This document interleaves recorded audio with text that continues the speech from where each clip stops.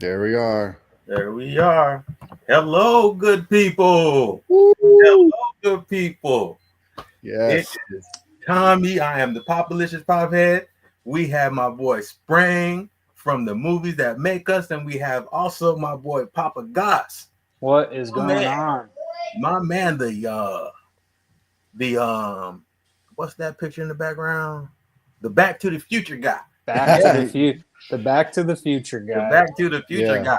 But yeah, everybody, what we're going to be doing today is we are going to be doing our music that makes the movies. So we're going to be talking about all of our favorite songs, maybe our favorite soundtracks. We're going to be going 5 to 1. So we're going to have our top 5. And then after we do our top 5, then we'll do our honorable mentions. So I don't know who wants to get this thing started. So anybody want to like rock, paper, scissors, or what you want to do? This is your live, so I say you go. You start us off. Okay. Since this is my live, I will start us off. I will take that. It's your live. It's now or never. We ain't gonna Now live or forever. never. Here we go. Hey, Bon Lennon, Jovi. what's up, little buddy? Good to see you, my man. Lennon's at it. He's got his Coco DVD, so he knew we were He's doing ready. music. Yeah. My first movie that with the music is gonna be Do the Right Thing. Spike Lee. Ooh, nice. Nice. And the reason I picked that one is because it has a ton of songs in that movie that at the time, like it really struck a chord with the community. Like Public Enemy, Fight the Power. That was one of the main songs from that actual soundtrack, and the soundtrack flows with the movie. So like when you hear that WELOVE 108 FM, you actually hear that in the movie, and you actually hear that with Fight the Power. And then you have Fight the Power at the end when all this drama went off. If you haven't seen Do the Right Thing, check it out because it's a movie that Spike Lee did. And man, the music is awesome. The acting is awesome. Public Enemy's Do the Right Thing or Public Enemy's Fight the Power, that is a classic hip hop song. If you are into rap music, I'm pretty sure you do know Fight the Power.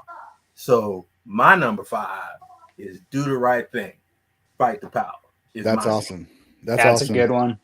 I think I have seen that movie, but it was a long time ago, back when I was using Netflix, like the mail away the DVDs. Oh yeah, back in the early 2000s, because I was like, I knew Spike Lee was a person that I wanted to make sure that I knew his filmography, and so I started, and I think I went through like 5 or 6 of his early work. To Do the Right Thing was definitely in that list, and of course I've seen other ones, the 25th Hour.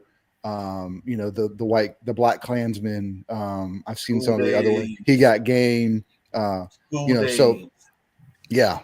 So I've seen a lot of his work, but it's one of those things that was so long ago, and I just didn't have the capacity, I don't think, to fully like recognize the insanity that is Spike Lee, like the beauty that is Spike Lee's ability to craft a film. So I want to revisit it. Maybe we'll do when Spike Lee's got another movie coming out, we'll do an episode, have you on, and we'll do he does have a movie coming out on called Apple Plus. Yeah, it's is that the one with Denzel? Highest to lowest. Yeah, highest. I think that's the name of it. Yep. Yeah, no, I heard it's really good. It got really good reviews. Mm-hmm.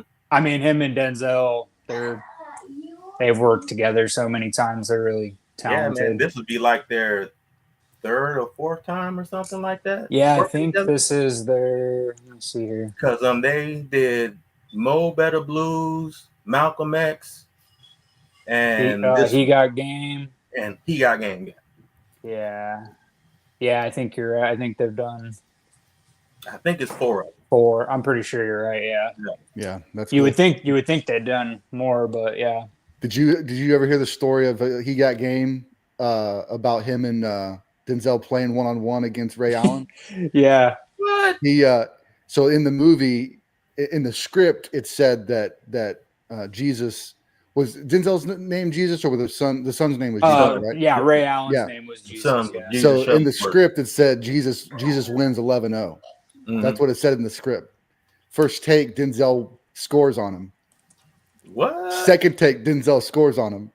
And so Spike kept it in the movie, but Denzel was like, "I'm not going out like that." I heard that. You're gonna beat me. You got to beat me. Yeah. And it went with his character, right? Like it went with his, Right. he's like, he's not going to let his son win. He's going to beat his son into submission if he can. And so it was just like, that was kind of, I thought that was a fun. Well, and then also to go along with that, the original person that Spike tried to get was Kobe, because he had just been drafted at the time, and he was like hot. He was a hot item, but Kobe, he has a love for Hollywood, but at the time he was launching his career, and he just didn't want to. Kobe then was straight. Yeah, ball. I think Kobe realized that he wasn't.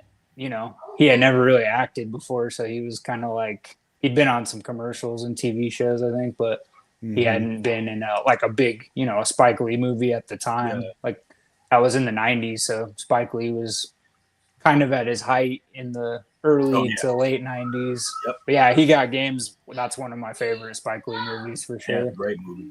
Yeah. Great movie. Exactly right. Nice. Who's next? Go ahead, Josh. So my number 5 is going to be, I picked this movie. It's one of my all-time favorite movies. I talk about it religiously on my channel, but it's John Carpenter's Halloween. I was thinking when I was doing this list, and if you take that score away, I mean, the movie's still groundbreaking, for being an indie hit at the time. That it launched the slasher genre basically, and I think the way they filmed it and on a low budget and stuff, I think that was all meant to be. But if you don't get that insane score that John made himself, that blows my mind that he was just like, yeah, let me work on this to get this movie going. But yeah, I was thinking about all the movies that have like really important scores, and Halloween, that score just it's a character basically. The music is a character in the movie, and it creates tension. It's simple, but it's kind of like the Jaws theme song, like simple, but it does what it needs to do. Right. So yeah, my number 5 was Halloween, and the score that John Carpenter did on top of writing and directing the movie as well. That's awesome. And breaking, the ground on so many things going forward, and my love for cinema. So that's an awesome one there. Yeah. Yeah, absolutely. I think I love me some Halloween, Josh. Yeah. I love Halloween. Good. So do I, man. So do I. I watch it even when it's not spooky season. Yeah, it's just it's it's obviously a great movie in the horror genre, but like it's just such a unique film. Like you go back, like even when I've seen it so many times, and I own my physical media collection over the years. I think at one time I had like 10 different copies, DVD and Blu-ray, of Halloween, just because there's like different covers and different bonus features. And they had a DVD release of the I just saw you can watch it for free on YouTube, but the made for TV version of Halloween that they took. Wow. They took a couple of things out of the original cut that were kind of, there's no gore, but it was like kind of graphic in the actual movie. And then they made, so they could play it on TV at the time, they like added an extra 15 minutes or whatever, or 30 minutes, but it's all mostly dialogue and stuff. So yeah, there's like that version, but it's just one of those films that you keep watching it, and you go back and you watch and you're like, wow, like this is where this, he created this camera shot. This is where, just launched Jamie Lee Curtis's career. Like, that's mind blowing. And the fact that it's just a coincidence that like her mom was in Psycho, and that she's the reigning Scream Queen. So it's like, I don't know, that movie just continues to amaze me. But I always go back to that score in my head and just how vital and important that score is to making that movie what it is today. So, yeah, for sure. I think that makes me think of, I'm going to try to name somebody that's probably not going to be on any of our lists. But like someone like Robert Rodriguez, who directs like the Once Upon a Time in Mexico and the El Mariachi and Desperado. And then he does like Sin City and he does, Spy Kids. Yeah. Well, he does a lot of his own scores too. He just kind of sits in his house and like comes up with the lines and all that stuff. It just kind of reminds me of that, like people that are just creative and can kind of do that. There's another horror movie that I'm going to save because I don't want to take it if it's on somebody's list. So, but that they did some incredible things with music and the score too. So, you want me to go, guys? You ready? Yeah, go for it, bud. Up, bro. So I'm going to give a clarification. I know you, Josh, you said that you kind of picked your list for a specific kind of thing. Each one's got a specific. So what I did was I narrowed my list down by saying what movies have I enjoyed where the music was integral to the story, or integral to the only reason I would watch that movie is because of so something along those lines. So I got some movies from my childhood. I got some movies that are recent, but my number 5 is Baby Driver. Edgar Wright's Baby Driver. Okay, Baby Driver. Okay. This is the one that is most specific to the score and the music being integral to the character, integral to the movie. So if you don't know, Baby Driver is a movie by Edgar Wright, stars Ansel Elgort as Baby. He's a getaway driver, and when he gets a job, he puts a playlist or a song together. He picks a song for that drive, and he practices the drive along that song so that his turns and all that stuff are kind of, he's in rhythm with the song. And so every scene where he's driving, there's music, and it's just, the whole movie is rhythmic because of that. And so for me, that was just like, it was the real one that I was like, the music of the song of the movie is so particular for the character and the way that it's shot and edited. I was like, this is a good number 5. It's not my favorite, but it's like that kind of entry level. Like this movie for me, music plays such a key role in the score, the editing, and the character itself. That's crazy because I don't have that on my list, but that came across like 3 or 4 different times that I was like, that's a great one because, yeah, like what you just said, I mean, that movie relies heavily on awesome song choices. Yeah. It's kind of like, I don't want to talk ahead if you guys have him on your list, but like James Gunn, like that's what James Gunn really does. Good, yeah. That's what he goes to set out to do. Quentin Tarantino. Like both of those guys have such a vast knowledge of like music and records and all this stuff. So like a lot of times they will write their script. Quentin's even said he like has started writing scripts where he will listen to music first. So he'll like go listen to all his vinyl record collection and narrow it down. And then he'll like pick a song and that kind of helps him create the story that he's trying to get. So I just think that's really cool. But yeah, it's kind of like that. That's how Baby Driver is if James Gunn and Quentin Tarantino were like gonna put a movie together. Yeah. Had a Baby Driver. Yeah. Boom. Well done. No pun intended. Let's go. That's awesome. Yeah. No, that's a great choice though. I almost put that on mine. That's a great number 5. Cool. So I guess it's back to me. Back to you, Tommy. Back to me. Okay. My number 4 is gonna be. I really enjoy this movie, and I hope other people do too. And it is The 5 Heartbeats by Robert Townsend. Oh yeah. And the soundtrack for that movie was done by the R&B group The Dells from the 60s, because that's what the movie's pretty much based on, Robert Townsend and his brother making this R&B group back in the 60s. So they will be like the Shy Lights, the Shirelles, and all of them. And the main singer is Marvin Jr. He does the main character for the movie. One of the main characters, Eddie King, which was, man, he's played by Michael Wright. And Michael Wright, he played this role like chef's kiss role.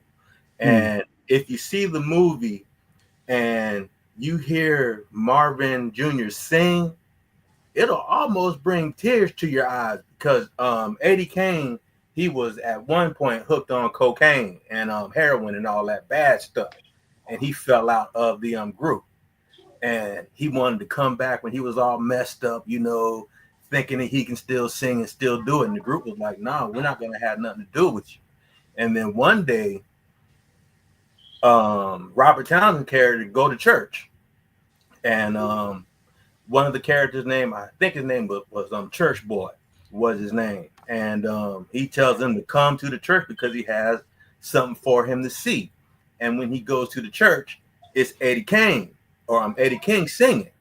And he's singing like he was singing back in the day when they were doing the music in the 60s, but now he's singing for God in the church. And I was like, man, this movie right here, like, getting chills now just about the music being, because like the music made that movie. I don't, if you took that score away, you don't have the 5 heartbeats. And that's the main thing about this. And if you haven't seen it, do yourself a favor and check it out, because I really believe you would enjoy it, because it's a really awesome movie. That's awesome, man. Yeah, I haven't even heard of it. Yeah, I need to add. I've heard of it because I know we had it come through the video store a couple times. Early 90s, 1991. Yeah. Yep. Robert Townsend was big back then. Yeah. I know. You know, I don't. Because he did Hollywood Shuffle. He did a few different movies too. Oh yeah, Meteor Man, the Meteor Man. Meteor Man. Yeah, yeah. That was a fun one.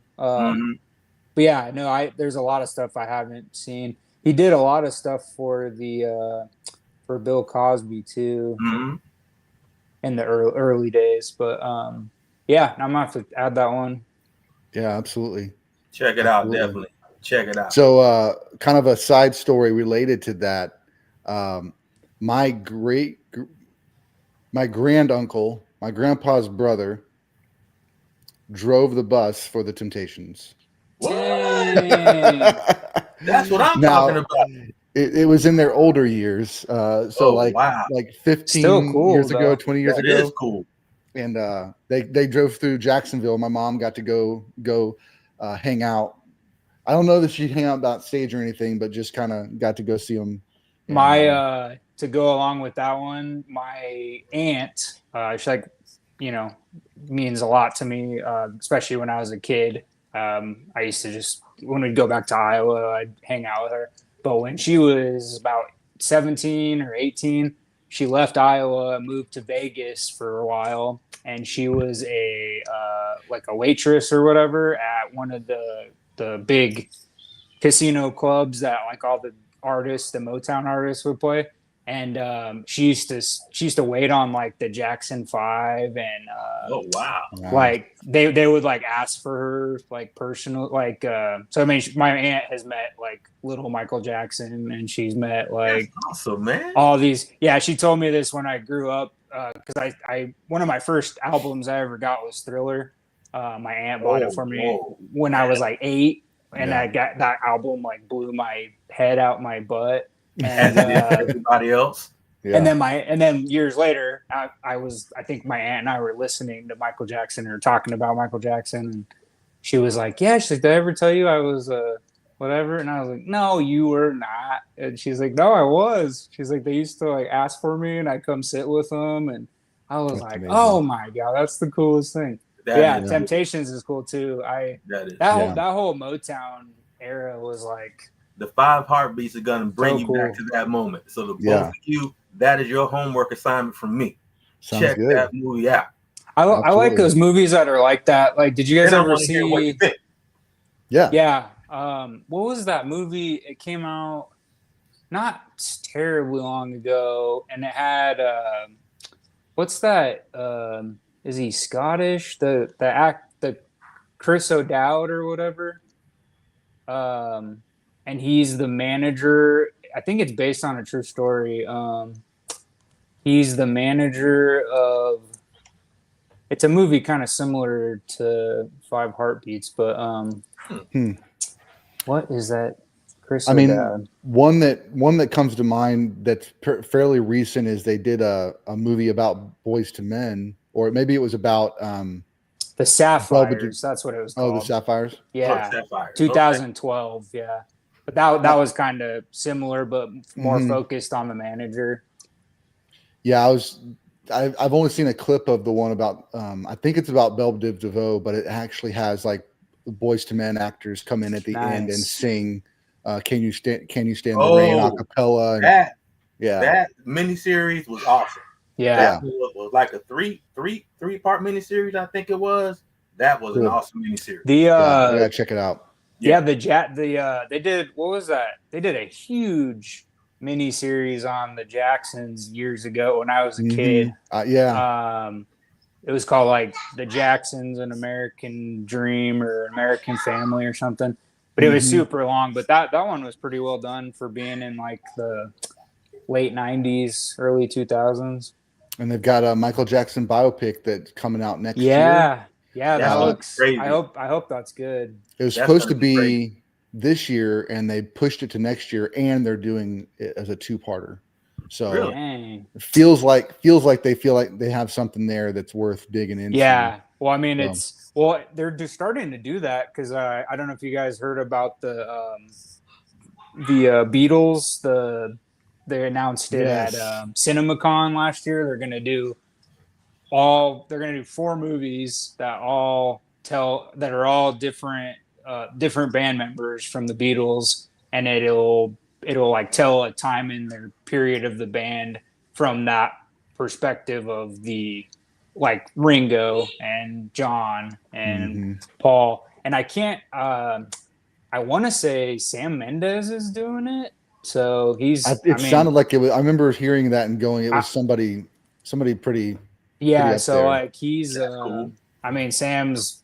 If anybody can do that, guy's dang near. I know he's probably had some that aren't great, but like he's darn near perfect most of the time.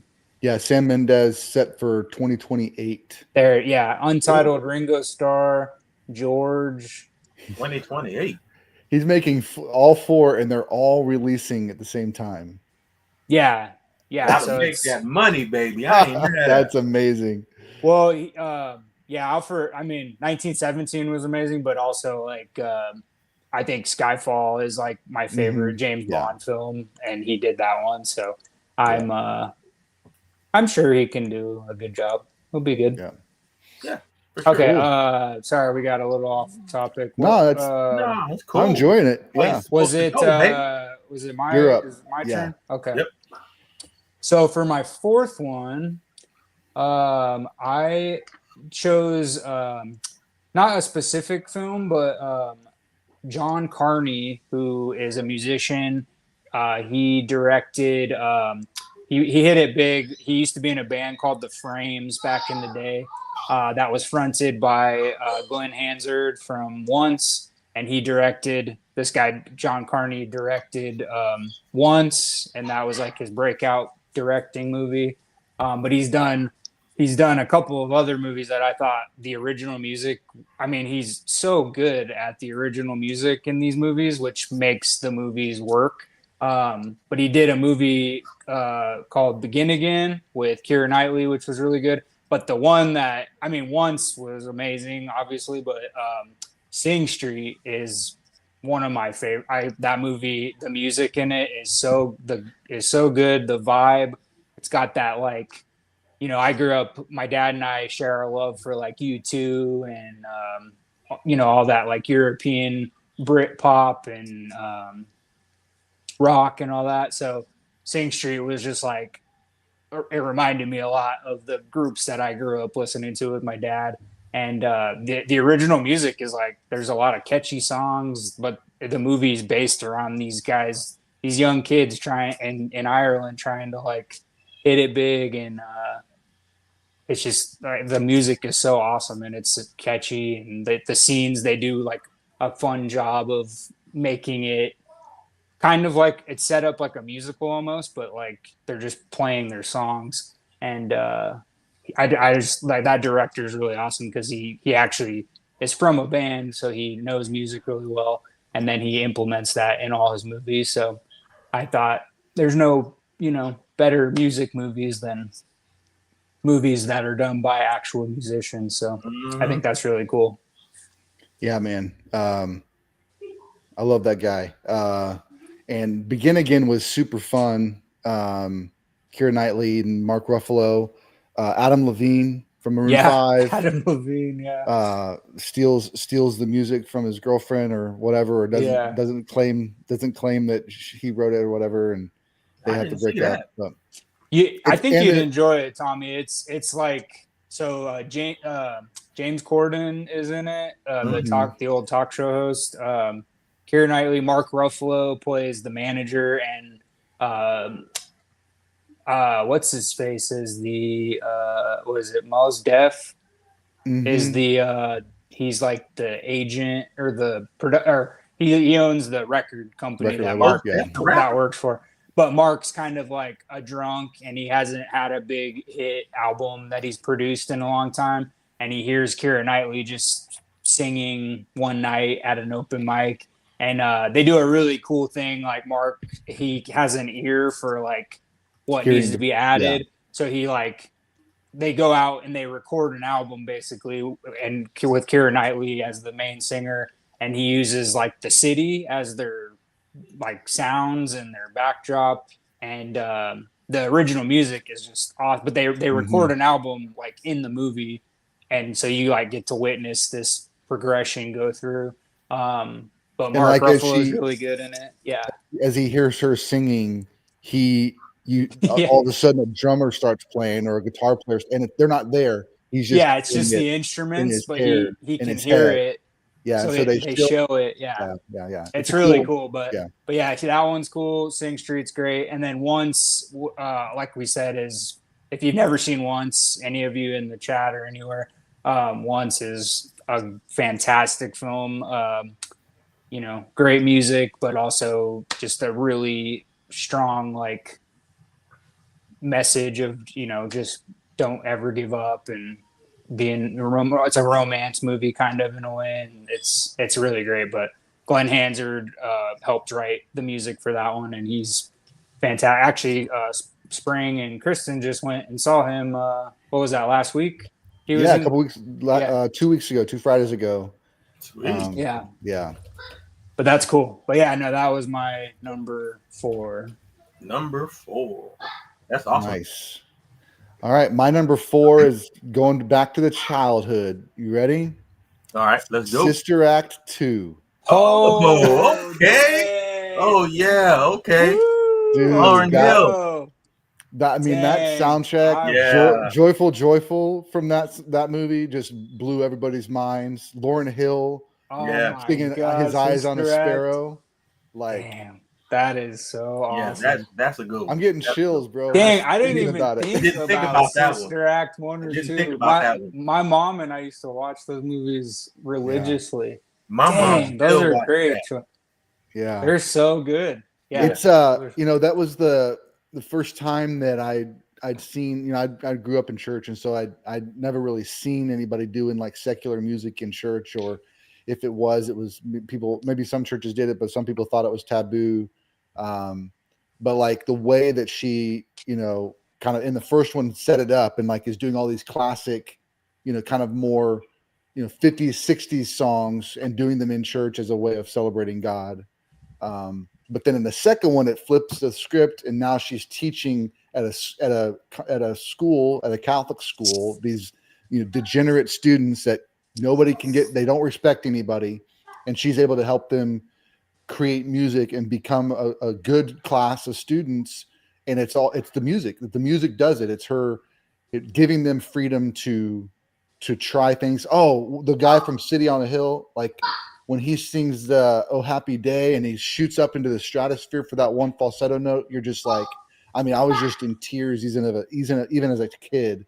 1993, I was 13, and it was just like it became my soundtrack. I bought the CD, listened to it constantly. In college, I got to sing the "Joyful Joyful" with the college choir. That's cool. And yeah, man, and I always wanted to sing that high note. I never could. I still can't. That's just too dang high up there. I can hold a note. Yeah, that's a good movie. Music, What's that called I think. Again? Sister Act 2. Oh, Sister Act 2. Yeah, I remember that. Yeah. Man, so what a man! I kind of want to watch that now. Yeah, I haven't seen either of those movies in a long time, but they remind. So my parents met. I probably told this before, but my parents met in a music group in college at University of Iowa. My mom was a singer, and then I used to occasionally I would sing like in the Christmas mass. They would ask me to come sing with them and stuff. But I used to sing a lot more when I was younger. But yeah, like Sister Act, my mom was a singer and she loved, like, obviously has great singing and music choices in it. But yeah, I grew up, even as a kid, I remember, let's see, 1993, I would have been 5. My brother was born in 93. I feel old.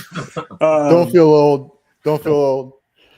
But yeah, that's a good one though. I forgot all about. Yeah, that didn't even. I can't believe none of those even crossed my mind. Yep.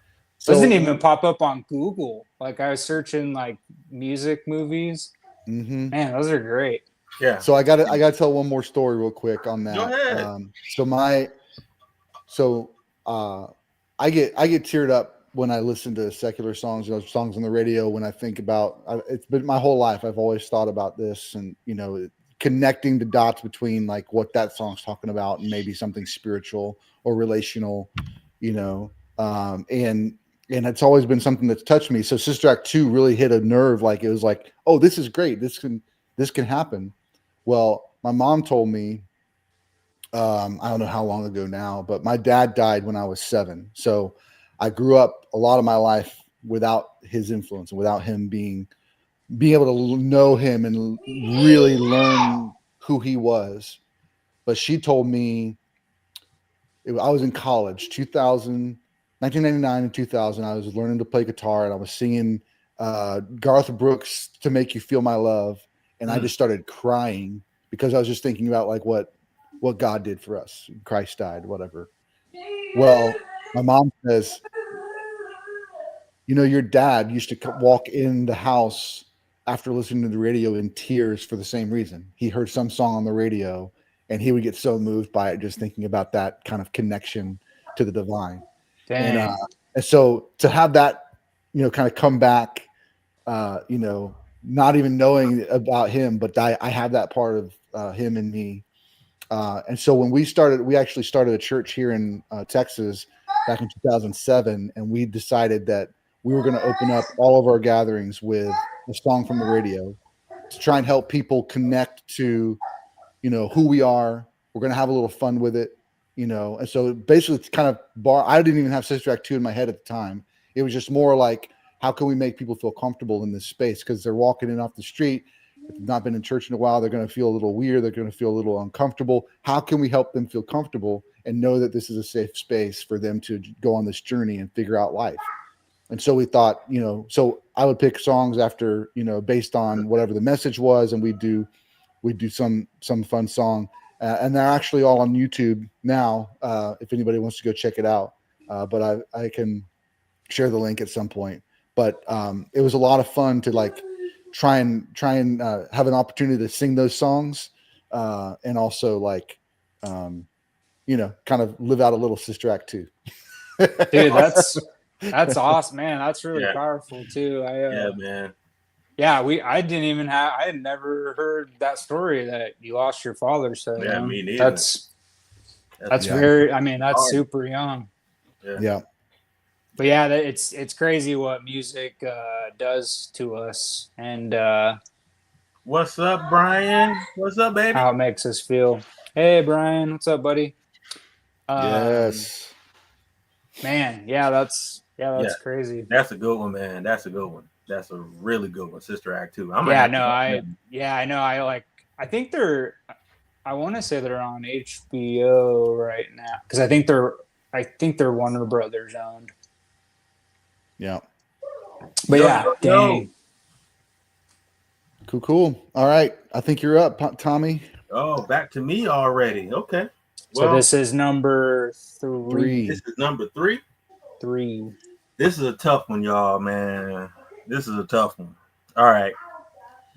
My number 3 is going to be Star Wars. Woo! Oh, nice. Let's go. I gotta have that John Williams, and I gotta have that Darth Vader scene from Star Wars when he came out, and you couldn't see nothing but smoke. Then you see that lightsaber. Then you hear that music hit.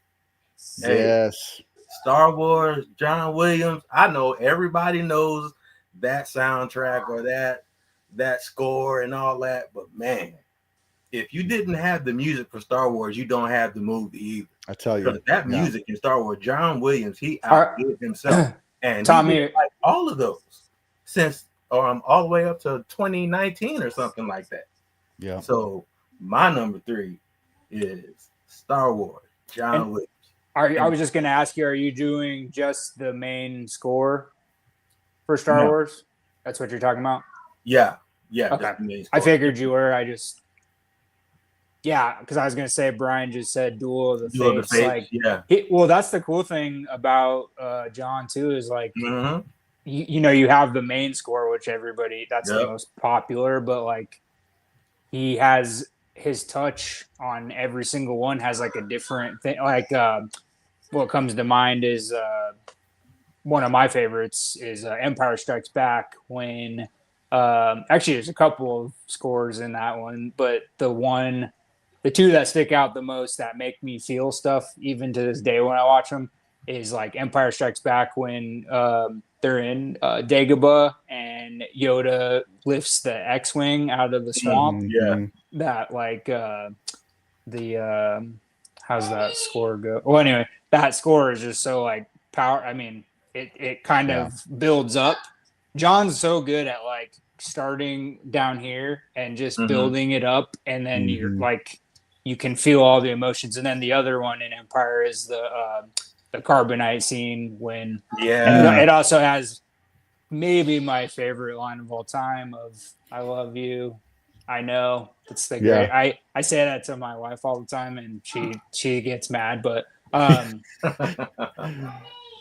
think that's the great. Oh, because Harrison Ford's such a badass, but that's just like the cool.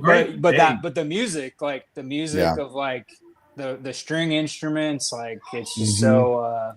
And nice. Imperial March is also Imperial March. So, I mean, that's what's crazy is he did like I think you were going to say, Tommy. He blew it out of the water with Star Wars, and then comes back with Empire and adds so many layers and so many textures to that. All the different character themes that he came up with to just take it to another level. Duel of Fates is awesome, and then of course it's cool. Like when some people don't like the Rise of Skywalker, but they did tease a lot of those kind of themes. When Luke is raising the X-wing, they kind of tag that same music from Empire, so they kind of did some fun stuff with that. But yeah, man, Star Wars is a huge part of my life. Same here. Huge. Look at this. Yeah. Most of that Star Wars back there. Yeah. What's a Star Wars? Shame on you. Are you kidding me? No. It's from Ted, right? I think it. Yeah. Yeah. Star. I mean, it doesn't get much better than. No, it does not. That's a great score, and more on. Oh no, I'm not gonna say anything. Okay. Tommy, were you finished? Sorry. John Williams, that's my guy. Nice. That's great. My guy. The great one. That's my guy. I being a Star Wars fan, this had to be in my top 5. It had to. Heck yeah. Yeah, I mean, it's kind of hard not to like you have those scores or theme songs or whatever that are engraved in everybody's brain. Even if you don't really like even people who don't like Star Wars, that song. Like when you hear that song, you at least pretty much know what it is. So Star Wars is one of those songs. Jaws, which was also John Or at the Williams. beginning when they show the words going through the Yeah, universe and the stuff like that. I scroll. love them scores. The scroll, yeah. Yeah. Yeah, that's the other thing is that music is so like loud and epic. So it goes really well with the scroll idea of telling the tale before the movie. Mm-hmm. Yeah, for sure. Nice. My number 3 is so this one I chose a movie. It's tough because there's a lot of movies with like made up bands or artists that have really catchy music and it's really awesome. But I picked this one not only because I love it, but it's a huge part of my childhood. And it is the Tom Hanks directed movie, That Thing You Do. Nice. Yeah, I sang That Thing You Do in my my second grade talent show in Missouri. Me and my buddy, we sang that. That song was written by Adam Schlesinger from Fountains of Wayne, who did Stacy's Mom, that famous Stacy's Mom song.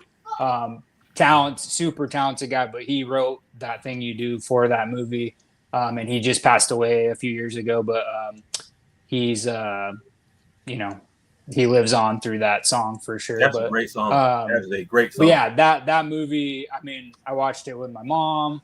I mean, whenever it's on now, I own it also, but like when it's on TV or streaming, I'll throw it on just because like my son likes music a lot too now. So I like I think I threw it on pretty recently actually, but my wife, however, she had never seen it. And the only time she ever met my mom was our last Christmas before my mom passed away.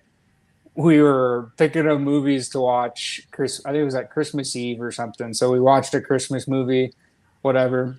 And then Jess kept saying she had never seen That Thing You Do. And my mom and we love that movie. So we were like, oh, well, I was like, I have it. So I had the Blu-ray, but you can pick the regular or the director's cut. And I had never seen the director's cut. And I had no idea how long it was and how there's a reason they deleted a lot of those scenes because they just dragged the movie on. So she didn't see, so she hates it because not because the music's bad, but because like it was so boring and like she's like, that movie's terrible. And I was like, I showed you the wrong cut, okay? I showed you the wrong cut. This movie means so much to me, and I'm sorry I showed you the damn director's cut. So anyway, That Thing You Do, fantastic film. Tom Hanks wrote and directed it. It has a young Steve Zahn before he was really big. I'm drawing a blank. Liv Tyler. Well, yeah, Liv Tyler's in it. I'm trying to think of the guy who plays Shades. The only other movie I remember him American Werewolf in Paris, which is awful. It's so bad, but so bad. He's kind of redeemed himself in TV show. Like he's on a couple of like hit TV shows that were comedies that he was good in. But yeah, his movies like That Thing You Do is one of his like biggest roles and one of his best. Oh yeah, I forgot. Charlize Theron is in that too. Oh yeah, Charlize Theron before. Actually, there's a lot of people who like they were early on in there because this was in the early '90s. I think it was '94, I believe. Ethan Embry from the Can't Hardly Wait. Empire Records. Tom Everett Scott. Yeah. And then Giovanni Ribisi is in it as well. He's their original drummer. So for all those of you who've never seen That Thing You Do, it's an awesome film it's basically kind of a play on like the Beatles if they lived in America and not in Europe. So basically, this guy Shades, they all have graduated from high school already, and they're just the main three, other than the drummer Shades, they enter into a talent show at their old high school. And Giovanni Ribisi in the beginning, he's messing around and he breaks his arm the night they're supposed to play this talent show. And the main lead singer, Jimmy, wrote That Thing You Do song. And his is a real like slow ballad version, whatever. And Shades is like a jazz drummer. There's a made up character played by Bill Cobb, called Del Paxton, and he's a jazz drummer. And so he like looks up to this guy and idolizes him, and he practices in his father's shop, electronics store or whatever. And he's just an amazing drummer, really good. So the night of the talent show, they ask him last minute to come in and fill in, and he speeds up the song while they're playing it at the talent show, and the band is freaking out because they're like, this is way too fast, but he makes it like a hit song. And they take off, they get signed. Tom Hanks ends up being one of their managers in the movie, and it's just a crazy awesome and a super catchy song for the movie. But the soundtrack, I have the soundtrack, and it's amazing. Like there's so many awesome songs. There's actually a ballad on the soundtrack that is one of my favorite songs ever made. It's so pretty. But That Thing You Do means a lot to me. I shared that movie with my mom and my dad. My dad majored in music in college, so like he appreciates music movies like that and stuff. So yeah, it's just a really fun movie. If you've never seen it, I highly don't watch the director's cut. You can watch it after you've seen the first cut, and then because then you'll know you'll know why they cut a lot of the scenes. But I'm gonna be like, yes, it's great. Yeah, it's a great. I would say great film. It was my number 6. Like it just missed my top 6? 5. Yeah, I love it. It's so great. It's so good. I had the soundtrack. I sang it all the time. Great movie. Have to watch that again, man, because I haven't seen that in quite some time. And what I would say is, it's got one of the best Stingers lines at the very end. Well, not the very end, but it's the last scene that Tom Hanks is in. And I'm not going to give it away, but it's like it makes it's one of those lines that wraps up the whole movie, and you're like, oh, that's so genius. So it's and it has to do with the band's name. So that's what I'll say. Colin Hanks, Tom Hanks' talented son, who has gone on. Actually, he just directed a documentary that's coming out about John Candy that looks really good. Oh, nice. Yep. But anyway, Colin Hanks, he's in one scene towards the end of the movie. He was a young kid, so this was kind of one of his like first movies. He doesn't have any speaking lines, but he's in it. During COVID, they did this really awesome. A lot of movies were doing these like Zoom calls with all the actors and actresses. That Thing You Do one, if you haven't seen it and you love that movie, go watch. It's on YouTube, but I watched it live when it happened. Man, it's so much like it's all the main four, and then Colin surprised everybody and he came on and he kind of interviewed them, and just them talking about making that movie is like, it's just so. I mean, especially if you love that movie, it's just really fun to hear them all talk about their love for that movie. So it's a gem. It will be on my, maybe not my top 5, but it'll be in my top 25 list for probably the rest of time, for sure. I'm gonna have to check that out again. Like I said, I love it. Yeah, since I saw that one. So good. That's awesome. I think it's yours, Spring. All right, my number 3. Tron Legacy. Woo! Okay. Movie. Daft Punk. A lot of people don't necessarily think the movie's great. I like the movie. I enjoyed the movie. Nobody knows what they're talking about. But Tron Legacy has the Daft Punk soundtrack that blew up and it was just So it good. took everybody by storm. I mean, just incredible music. Very shortly after they released the movie and the soundtrack, they released the remix version, and they had like full song length taken from their soundtrack. And I actually sampled it and I mashed it up with a worship song and did it at my church at the time. And we sang the worship song over Daft Punk. So that was pretty epic. Yeah. How did that sound? Oh, it was epic, man. It was like a mashup remix. Like I tried to do everything I could to make church fun, and so we had some fun with it. That's awesome, man. But that is one of my favorite soundtracks of all time. Oh, it's amazing. And even rewatching it again for Tron Ares out October 10th. You'll want to check out the Movies That Make You podcast as we talk about all the Tron movies. We'll release it that week. But yeah, sorry, I had to throw in a plug there. But yeah, no problem, man. It's all good. I'd say it's my number 3 because for a lot of people that didn't like the movie, they can't deny the soundtrack. The music makes like the movie worth watching. So it's good. No, I liked it. I to a degree I get why people don't like it, but like I remember going with my buddy in Colorado, and that was when like 3D was still a big thing. Mm-hmm. And yeah, the soundtrack obviously is one of the greatest ones ever, but like the movie is awesome. It was so, I mean, we hadn't seen, that was kind of like the big boom of like high, I don't want to say energy, but like high energy effects that were going into movies and stuff. And obviously it has a huge following. It took this long to get Tron Ares going, but yeah, it's funny you picked that one too, because you and I must have been thinking a lot alike on our list. Because like I think that was wasn't going to make my top 5, but I was going to put it in like an honorable mention or something because it's just, I mean, I love Daft Punk anyway, so I was like, it's so good. I'm stoked for. I mean, it doesn't get much better than 9 Inch Nails, man. Well, and I think what's cool too is, I mean, Trent Reznor and Atticus Finch, I think, right? They've done scores. Like they've won Oscars now for scores. Yeah, pretty much everything they touch it gets nominated for something.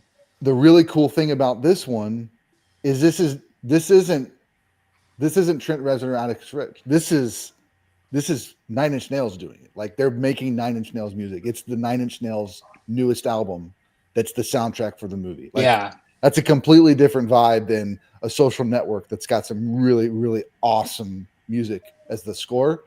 It's like this is a 9 Inch, like Daft Punk did with their music. It's like I'm just blowing my mind. Well, and Trent, I look up to Trent a lot because he knows so much about music. There's a really cool this movie almost made it's a documentary. It almost made my list because it's so dang good. But Dave Grohl did a documentary called Sound City, and it was all about Sound City Studios and all these huge records that were recorded there. And then they were going to tear the studio down. Dave Grohl there's like one of 3 of these recording layout things, and he paid a bunch of money to keep it in his studio. And Dave did a whole album of new material with different artists that were in the documentary. So like one of the tracks is an all instrumental song, and it's Trent Reznor on like the keys and the like synthesizers and stuff. And then Josh Homme plays bass from Queens of the Stone Age. And then Dave Grohl plays drums on this track. And that track hits you in the face, and it's so damn good. But talking about like Trent and his like, he's so smart, and he knows all this stuff about music. And I think people early days of 9 Inch Nails look at them as like, untouchable, like they're kind of crazy and whatever. But like it's further from the truth. Like Trent actually started his music career, I believe, I don't remember the name of the band, but he was in a band before 9 Inch Nails that was like almost like Depeche Mode or like The Cure. It was like more it was like way more toned down and not as Mhm. heavy. And then I finally saw Nine Inch Nails live at Lollapalooza in Chicago. It was their first. Wow. This was back in. It was their first American show in like 8 years or something like that. And my brother and I went. It sucked because that same night the Killers were the headliner on the other side of the park. So we had to pick between who, but we were like, dude, we're not going to see Nine Inch Nails again for a while. So we went to Nine Inch Nails, and let me just tell you that band, they're on tour right now. Yeah. And when I saw they got announced to do the new Tron movie, I about needed to go buy some Depends because it was over.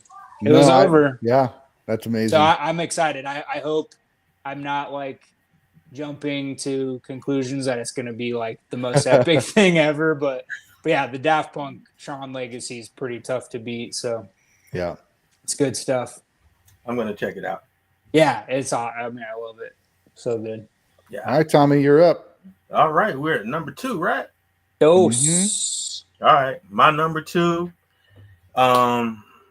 is mainly for this one song, but the soundtrack for the movie is good too, and that is Donnie Darko.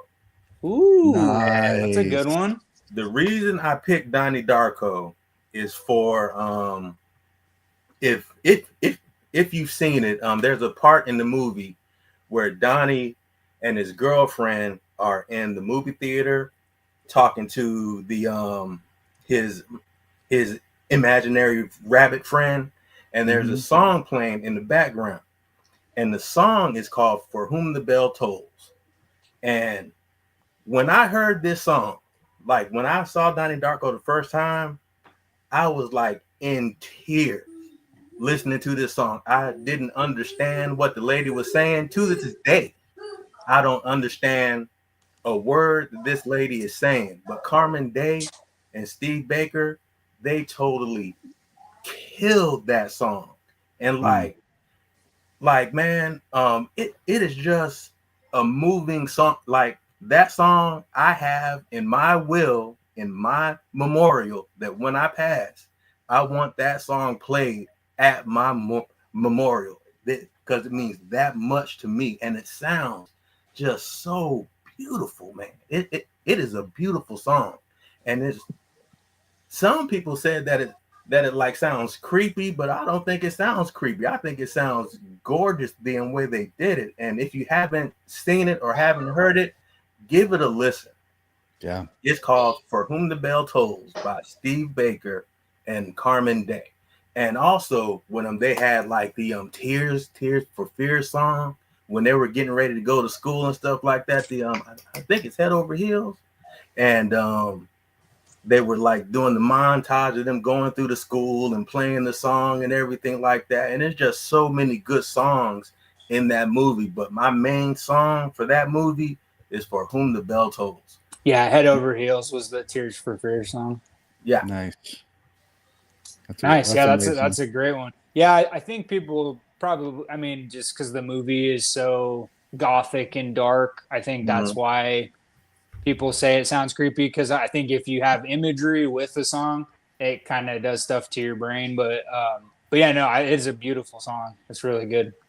Yeah. That's just an awesome movie too. Like I still, I haven't, that movie's tough for me over the years, because like, I remember my friends going bananas when it first came out. When I think I had just started working at the video store, and they were like, "Man, you seen this movie, Donnie Darko? It's so weird, and like you have to watch it a few times because it just doesn't like make sense." And I've watched it only a few times all the way through, and I mean, it's a great movie, but it's one of those movies that's like still kind of a conundrum. I can't quite put my finger on. I love it. I understand everything about that movie. It's awesome. I love that. It makes you think. Like I guess that means next October we've got to do a watch along, because it'll be the 25th anniversary. Ooh, is that already? Yes. October 2026. Well, yeah. So that'll be the 25th. So October 26th, 2026. it would be the 25th anniversary. So y'all be ready. I'm filling the schedule. We will be doing one. Y'all be ready. Yes. All right, Josh, you're up. Number two. Okay, so number 2, I picked a song that was used for a scene that I think makes it iconic and legendary. So I picked one of my favorite movies of all time, Back to the Future. Nice. We have the Chuck Berry scene with Marty McFly.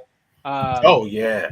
There's just something about the image of Michael J. Fox, the close up on the guitar, starting to play it, and hearing that lick that you're just like, holy crap, this is so. And it still, like, I've seen that movie so many times, and especially that particular scene, and it's still, when I see it now, it brings a lot of joy. And like, sometimes I mean, not all the time, but I get kind of emotional when I watch it, like happy emotions, because I'm just like, this is one of the great, like that scene, that movie in general, just kind of like a comfort movie. It just makes me feel so like good or like and childish. I still have those like nostalgia, childish, yeah. Well, and like Back to the Future, I've said it before, like that movie, I have to thank as part of a huge reason why I'm even into movies in the first place, because I had never seen a movie like that and at that young of an age, and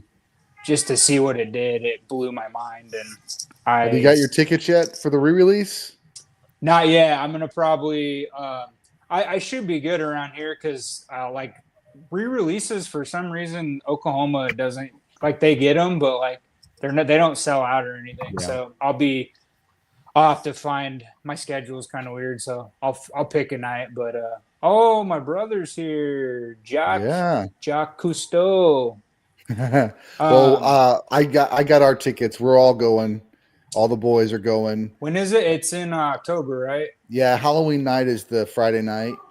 So it's opening up the Thursday before, and then we're going on Saturday, November 1st. And I asked the boys, would you guys want to go see it? We're seeing it in Dolby instead of IMAX, only because the IMAX didn't have any showings that we could go see it. So, but it's playing in, of course, all theaters. But yeah, they're kind of toting it like a lot of these re-releases are like first time in IMAX. So I should come. Yeah, I should come down there and go. Yeah, with you guys. do it. November 1st. Yeah, speaking of Back to the Future, another plug real quick.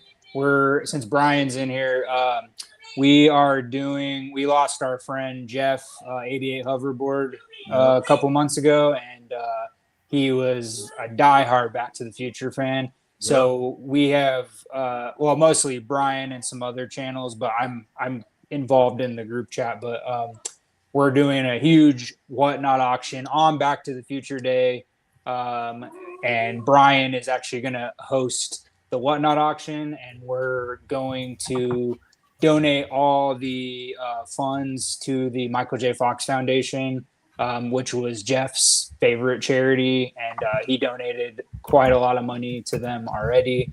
But we're going to do that in honor of him. And if it goes well, we're possibly going to make it like a yearly thing. But yeah, that'll be coming up. So you can go to Cross-Save Collectibles. He's on the screen there. You can check out all the details and get his address if you want to donate anything, Funkos or just whatever, stickers, anything. And it doesn't have to be Back to the Future themed, right? It's no.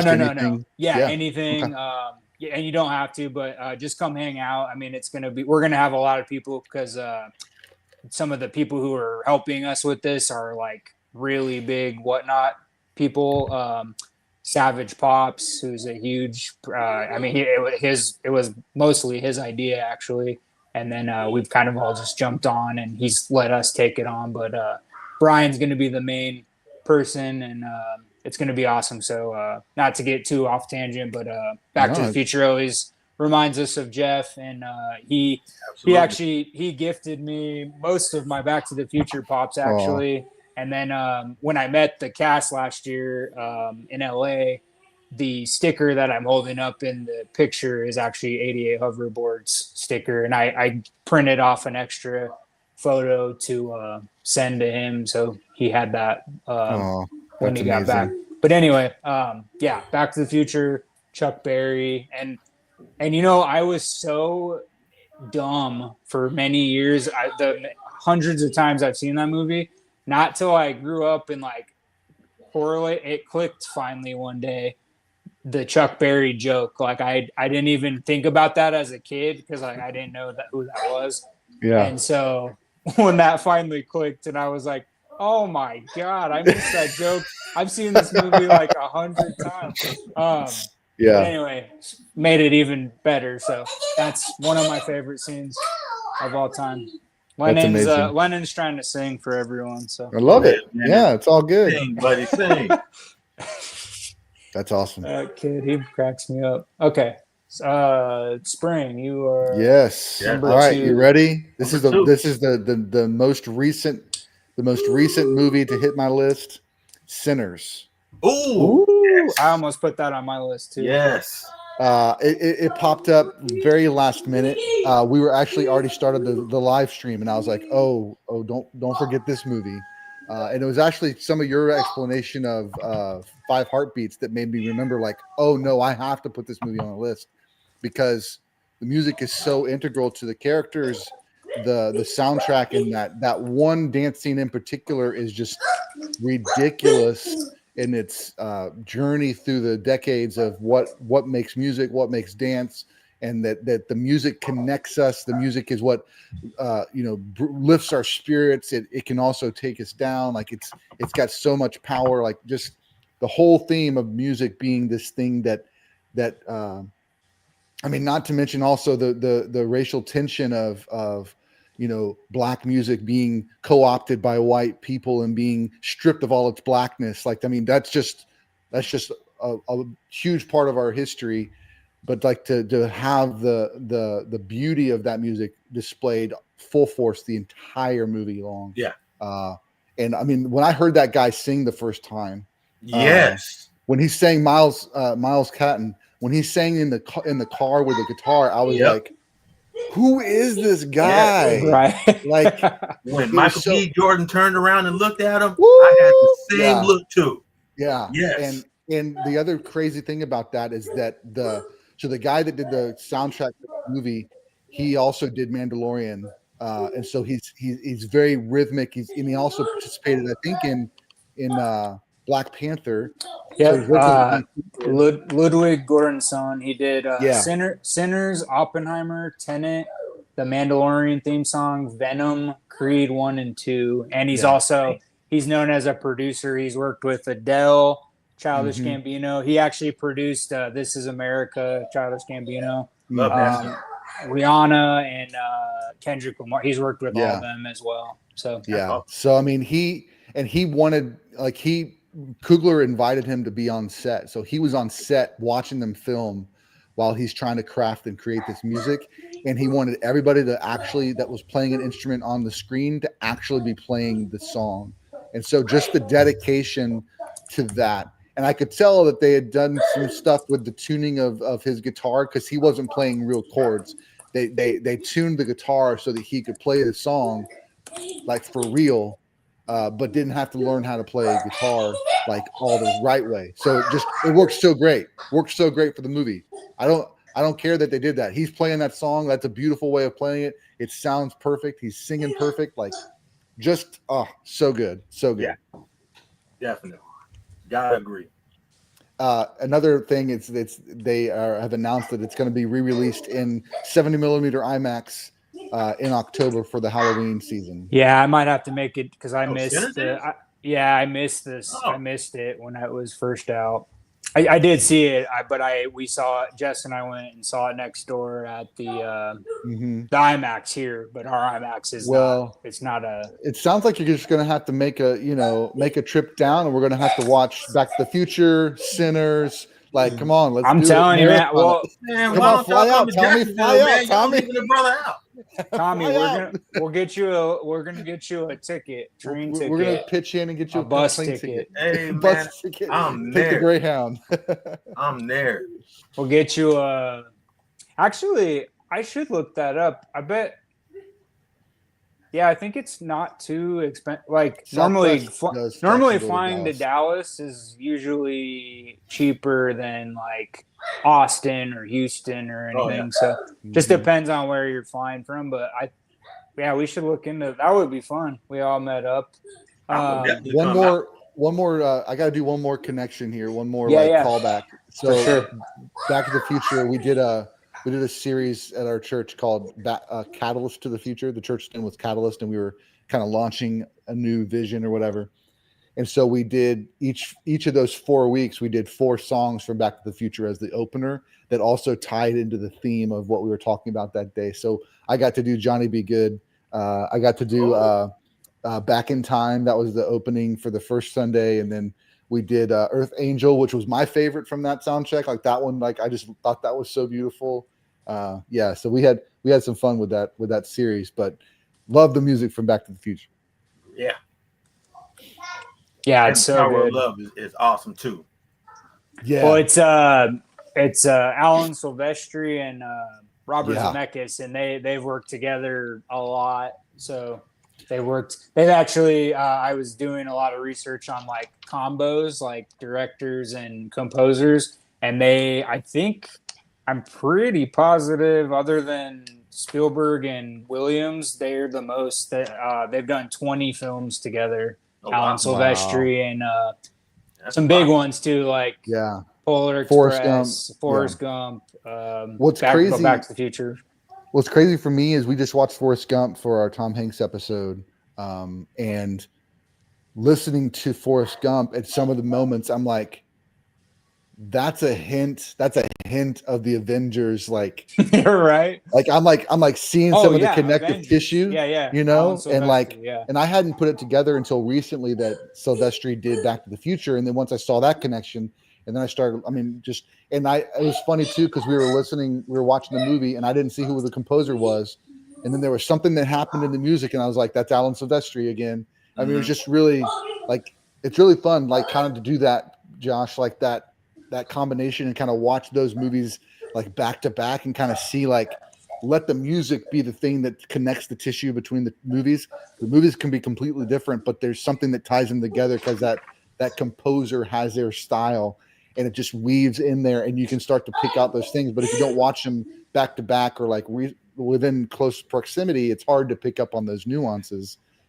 So that's just that would be kind of a fun like way of watching movies in a series, like pick a composer and do like 4 or 5 of their movies and see if you can connect the dots. So, it's crazy how much most of them are using the same, melodies or the same rhythm or whatever, but they all have their unique style. Like like Ludwig, for instance, he kind of uses more I don't know, some of his songs he uses like tribal things or like different, unique instruments that nobody else uses. You can hear it a lot in the Mandalorian theme song. But he's kind of like, he's Swedish, so that might be why he like is trained differently than everybody else. But you can always hear most of those composers. Like I've always been fascinated with composers and how they're, especially the ones who've been doing it for a long time. Like, you look at some of these guys' resumes and you're like, holy crap, how do you come up with so many different types of music? Like, it's insane. Hans Zimmer, man. Zimmer. From Lion King to Inception. Like, how? It's just crazy. Hans is a beast. All right, Tommy, we're back at you, man. Number one. What's your number one? My number one, y'all. My number one is I got to bring up the Prince of His Royal Badness. Prince, Purple Rain. There it is. Nice. Prince. Purple Rain got to be number one. I don't care what you say. when you watch that movie, and if you don't catch vibes, we can't be friends. Because that movie right there, come on now.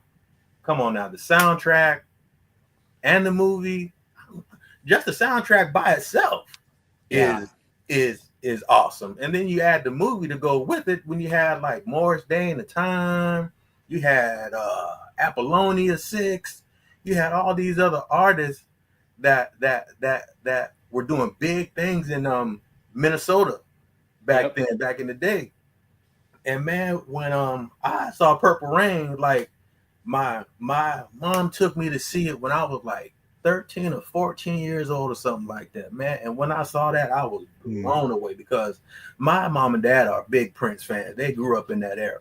So when I went to the movies and saw Purple Rain, I was like blown away because I was like, man, look at this dude playing this guitar like this, and look at Morris Day and the Time dancing and this sliding all the way across the stage and doing all this. And you got Apollonia 6 doing Sex Shooter and all this other stuff like that.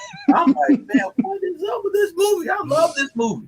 So, hey, man, Prince, Purple Rain, #1. I still have the album. That's one of the only albums that I still have to this day. The album, man, awesome. Prince, #1, hands down, #1. You know what? I think I got it from my mom, but I'm pretty sure I have the Purple Rain cassette tape. If I do, nice. I'll send it to you, Tommy. Just even if you don't have a tape player, just because it's kind of cool. I don't have one. I got one. Yeah, it's. But I'll certainly appreciate it. Well, because I think last year I was going through some of my bins and I found. Nice. I'm pretty sure it was Purple Rain. It was like Purple Rain. It was a Boys to Men cassette and the Batman soundtrack. Well, isn't that a variety? Yeah. But the Batman. Batman was my first word when I was 1. I used to get up when I was like 1 and turn on the old click TVs. I used to watch the Adam West reruns. Oh yeah. In the middle of the night. But yeah, all my relatives had a VHS copy of the Tim Burton Batman, and I'm pretty sure I wore all of them out. But yeah, amazing score, Danny Elfman, and Prince, obviously, original music on there. So if you don't get down to party, man, then get out of here. I just saw a clip on I think it was Instagram, and it was talking about how they needed one more song. I think it was When Doves Cry, and he stayed up all night. He'd already kind of written the whole album, and he stayed up all night, and nobody else. That's all him. When Doves Cry is 100% Prince, every single instrument, every single vocal, and he just did it in one night. And it's just like so crazy. I remember seeing him on the American Bandstand interview. I think it was Dick Clark was interviewing him or something like that, and it's like, basically like, how does it feel to be an artist? Or it was something about the fact that he had played all the music on his first album. He did all the instruments, and he's like, nobody knows that I played all the instruments. Like it's all me, and it's just like to be that young and to be that basically a prodigy. Yeah, is just insane. And not to mention the fact that he has so many songs that people covered, and the cover song blows up, and nobody knows that it was Prince that wrote it. And so, and he still has the greatest Super Bowl halftime show of all time. So very basic, not flashy, man. Just rain.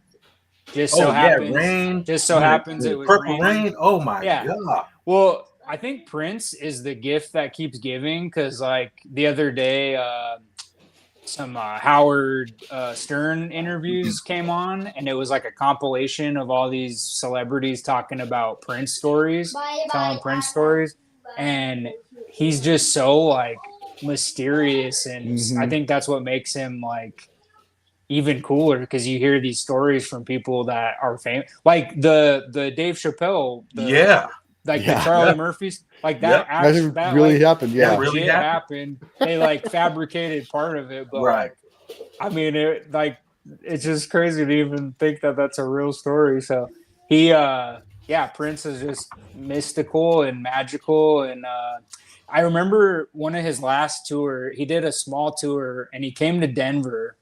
And my mom's coworker was like, they're like, oh, did you see Prince is he's gonna do 2 nights at the Ogden Theater, which the Ogden's an amazing theater, but it's small. It's like super tiny and maybe fits like maybe at max like 350, 400 people. And I was like, dang, I would love to go to that. And I think the tickets they were astronomical. They were like, I don't know, $300-400 or something. Wow. But I if I was older me that was like working, I would have probably gone. I don't care what I would have paid. Most definitely.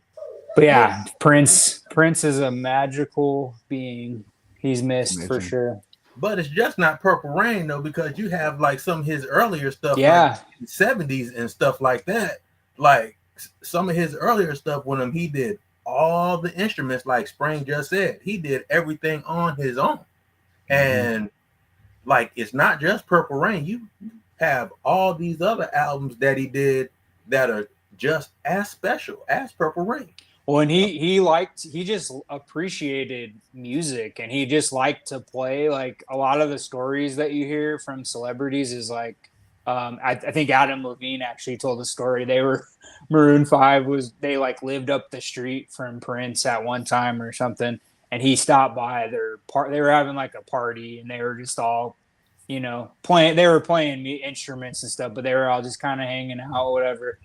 He came in, and they blew a amp or something happened, and Prince was like, grab your gear, we're going to my place. And everybody moved. They moved the party to like his house in LA or whatever. And they stayed up. They stayed up till like Adam said they stayed up all night, and Prince just kept wanting to like play in his recording studio, and just like he was like, yeah, let's try this out. And like they didn't, they probably didn't release any of that stuff, but like he just liked to play. He loved to play music, which is, that's what you hope out of most artists is like they actually love to play music because then they don't get burnt out. And so it's always original. So something about that, Josh. In the movie The Equalizer, there's a song that Janelle Monáe did with Prince. Oh yeah. Giving them what you love or something like that. I think so, yeah. Man, that song, when I heard that, I was like, man, Prince and that guitar. Yeah. I'm like, how does this brother do that? Like, where does that come? That ain't from humans. There's that man is gifted. There's that award show where it was Prince, Tom Petty, it was like all these mega stars. Oh yeah. And Tom, if you look in the video, like they're all enamored, but like they were doing a tribute to Hendrix, I believe, and they were playing "When My Guitar Gently Weeps," and Prince played the solo, but he like destroyed it live on the air, and like you could look in the video, like Tom Petty's still playing rhythm, but he's like. He can't believe what he's doing to that guitar solo. It's so, seeing other artists that like he was a mega art. He was super famous, super mysterious, but mega famous. And to see other like mega famous artists just be like in awe of him was pretty cool. So yeah, Prince is that's a good one. He's high up on the list for sure. For sure. All right, Josh. All right. So my number one is actually a tribute to the greatest composer in cinema, John Williams. Let me just break down some ridiculous stats for this guy. So we all know Tommy talked earlier about Star Wars. It's obviously big, but this man has the most Oscar nominations in history. He has 54 Oscar nominations. Wow. His first one came 57 years ago in 1968, I believe.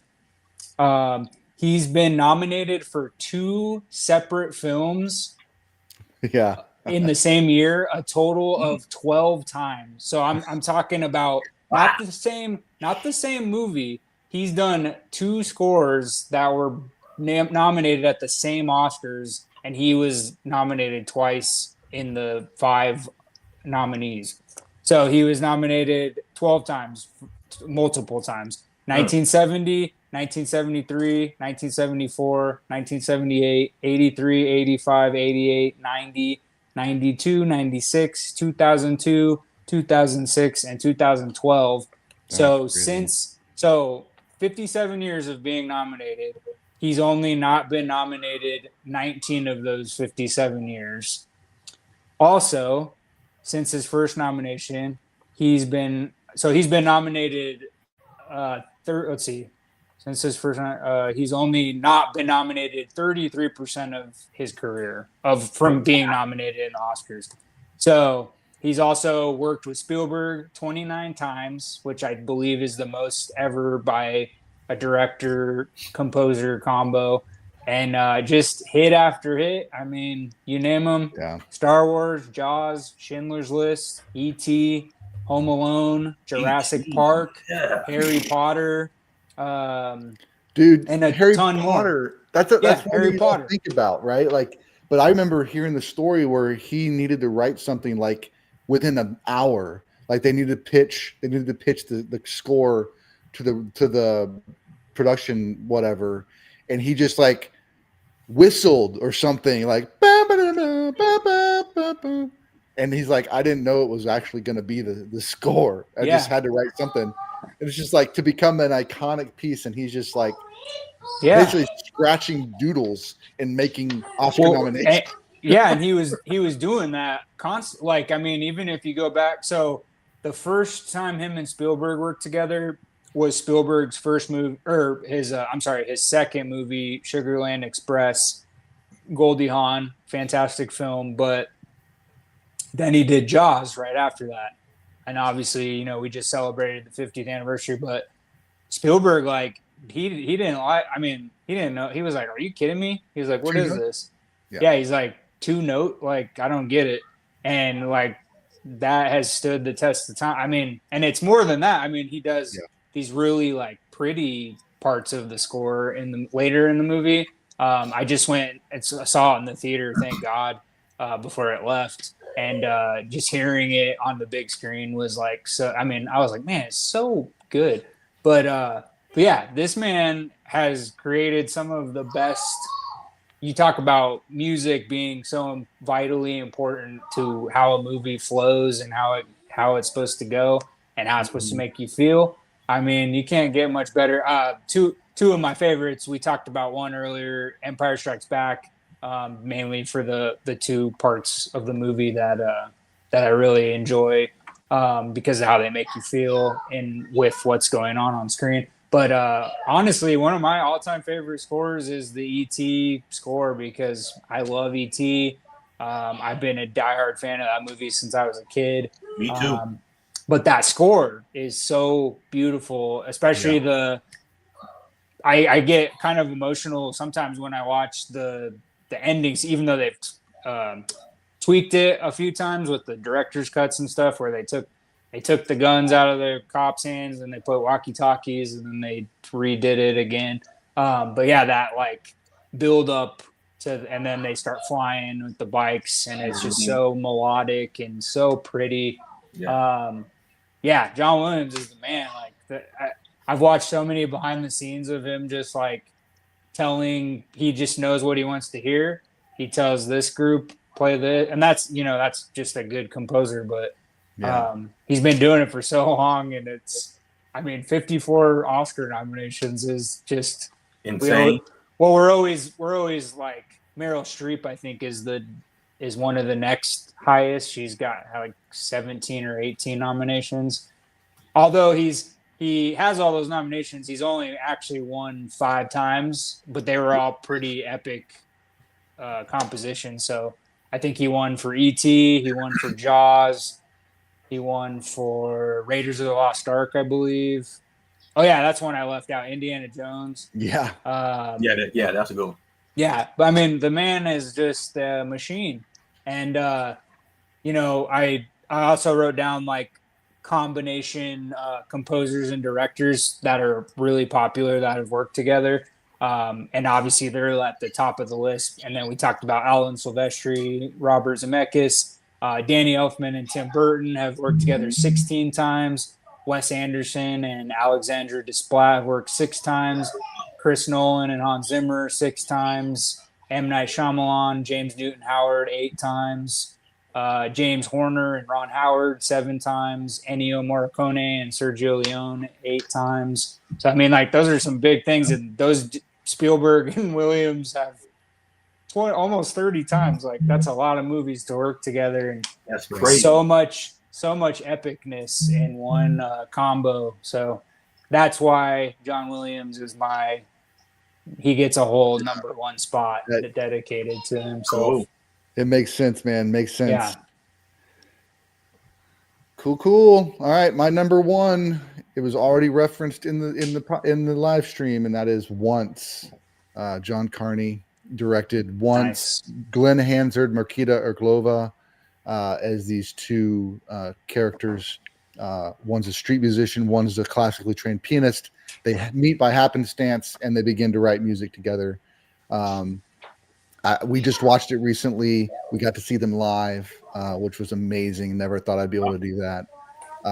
For me, it's number 1 because the music is so integral to the story, and because it is probably, I mean, I have never seen any other movie show you how people sit down and make music together that's so raw and real like this was. It felt like I've been in rooms like that. I've sat next to somebody and you're talking through the chord progression and you pick it up and you just start playing.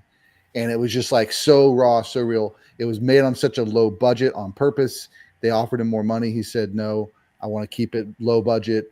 Some amazing shots visually as well. There's one song where she's listening to the sound, she's listening to the song while she's writing lyrics. On her CD player, she had to go get batteries. So on her walk back to the apartment, she's singing the song, and we're seeing the whole thing in one continuous shot.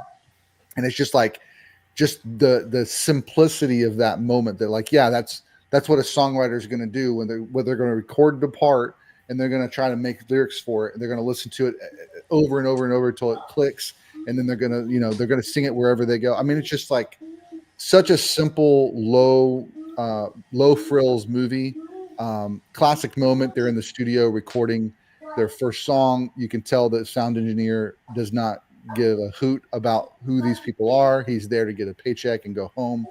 And as soon as they start playing, he is enamored by what they're doing. He sits up, starts messing with dials and dials it in, and then is like basically works the entire night, works through all the way to the morning, like helping them make sure that they craft something beautiful. So just a really cool movie about what it is to make music. And so that's why it's number 1 on my list. Super impactful to my life. I've sung that song, Falling Slowly, so many times in public, but also just around the house. Such a beautiful song. They won the Oscar for it. And Jimmy Kimmel was running the show. No, Jon Stewart was the host that year. They played the music, turned off the lights before she got to speak, came back from commercial break, and Jon Stewart said, they should be able to finish giving their thanks. And so she stood out on the stage and got to give her thanks. It was just like epic kind of moment in Oscars history too. So very cool for me. Yeah. So there it is. And I know, Papa Gosh, you mentioned it on your list too. So I didn't want to give it away, but yeah, that's. No, yeah. I mean, I was going for more for Sing Street, but the same director. But yeah, no. Once I remember, I want to say Hollywood Video was still around, and I remember they used to do those like DVD. You could buy a bunch of DVDs for like $4.99 or whatever. They had to have them on like a rack of sale. Yeah. And I remember my dad came home with once on DVD, and we all sat and watched it. And it's just I remember actually my mom and my dad had watched it first, and then my dad watched it again, and I watched it with him the next time, and we both were like, "Man, that was so good." But yeah, did you ever see the TV show Last Man on Earth with Will Forte? No, So Will Forte and I know of it. Yeah. yeah, oh, it got canceled way too early. It's a hilarious show, but Will Forte and Jason Sudeikis Okay. shows up as his brother on one of the seasons, and they sing that song. They like sing it over and over, like it's like the only song they know how to sing, and it's just so funny. But Yeah. it's when I worked at the video store, that show had just come out, and it's funny because people they didn't know Will Forte's name, but back then I had like my hair. I actually still had hair, and like it was long, and I had a big beard. My beard was really big back then, and so Will Forte has a huge beard and long hair in the show. Yeah. So people would come to the video store and they're like, you know who you look like? They didn't know his name, but I love Will Forte. Yeah. And then my cousin, hey Lennon, she worked with him when she was writing for SNL back in the day. That's and cool. I messaged her and I was like, yeah, all these people say I look like freaking Will Forte, but they don't even know his dang name. They're like, you look like that Last Man on Earth guy. I was like, yeah. I was like, I mean, I always took it as a compliment because I think Will Forte is one of the funniest human beings ever. But yeah, no, that you should see that. I think it only went 3 seasons, but it goes pretty fast. But it's hilarious. I mean, it was made by Chris Lord and Phil Miller or whatever. Okay. Yeah, so nice. It's great. I mean, the guys who did the Spider-Verse movies and stuff. So and Community. Yeah, it's funny. It's a funny show.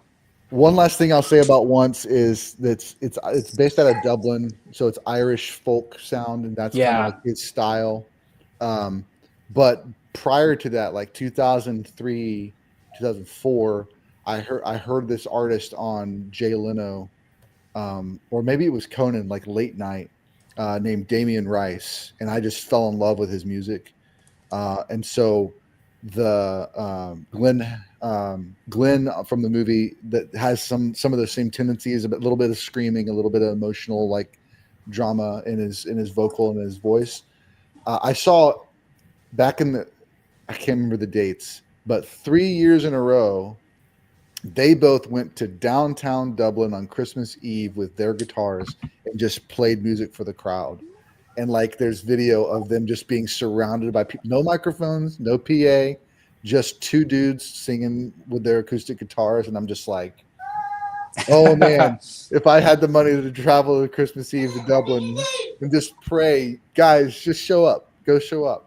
Well, in Dublin is cool. Just to add on to that real quick, Dublin, Jess and I went when we went to Europe, and I had to go see all the like U2 spots, like their first recording studio, all that stuff. So we walked up all around Dublin, Ireland, and it's just a cool place regardless. But like hearing actual people in the heart of Dublin, like playing their music and being talented would be really pretty surreal, actually. It'd be pretty cool. Facts. There we go. Yes, sir. There we go. So that was everybody number 1, wasn't it? Yeah. Yep. Number 1. Yep. Everybody number 1. So I guess we're going to the honorables now, right? Yeah. Honorable mentions. All right. I guess my first honorable mention is going to be the Lost Boys. Okay. Ooh. And the reason why I picked the Lost Boys is I'm pretty sure you know this scene. It's the carnival scene. Oh yeah. With Tim Campanello playing the saxophone. Yeah. Yes. When I saw that for the first time, I was like, man, that is cool right there. Oh, it's up here playing awesome. this rock song. Then he got this sax going, and you got the crowd going. I'm like, yo, I want to be there. And that was part of the reason that I moved to Santa Cruz. because I wanted to see that pier because it was beautiful. And I was like, you know what? I'm going to move to California and I'm going to live in Santa Cruz. And that's exactly what I did, man. And man, just thinking about that song now, because when he's singing it, it's like, I still believe he's singing something that's so different from the actual movie itself. It has really nothing to do with the movie, you know, but the song to me is deep, BM, because if you listen to it, it's like you still believe that you can do whatever it is you want to do. You still believe, I still believe that I can do whatever. And that's the reason why I love that song, because I think about all this mess that I've gone through in my life, and I'm like, I still believe. So that song means a lot to me, just based on that principle by itself. Is just the belief. And okay, nobody else don't have to believe in me. I believe in me. And that's why I really resonate with that song. And that's why it's one of my first honorable mentions. No, that's a great one, especially like total 80s vibe. Yeah. Like, that movie took me, it was kind of not a slow burn, but I remember when I worked at the video store, I was starting to get into like watching more horror than just like Halloween and the basic ones. And everybody kept telling me, they're like, you got to see Lost Boys, man. It's so crazy. And the first time I watched it, I remember I waited a couple days and I watched it again because I was like, I think I was like thinking too hard on it. I was like, man, I want to like love this movie because everybody else does.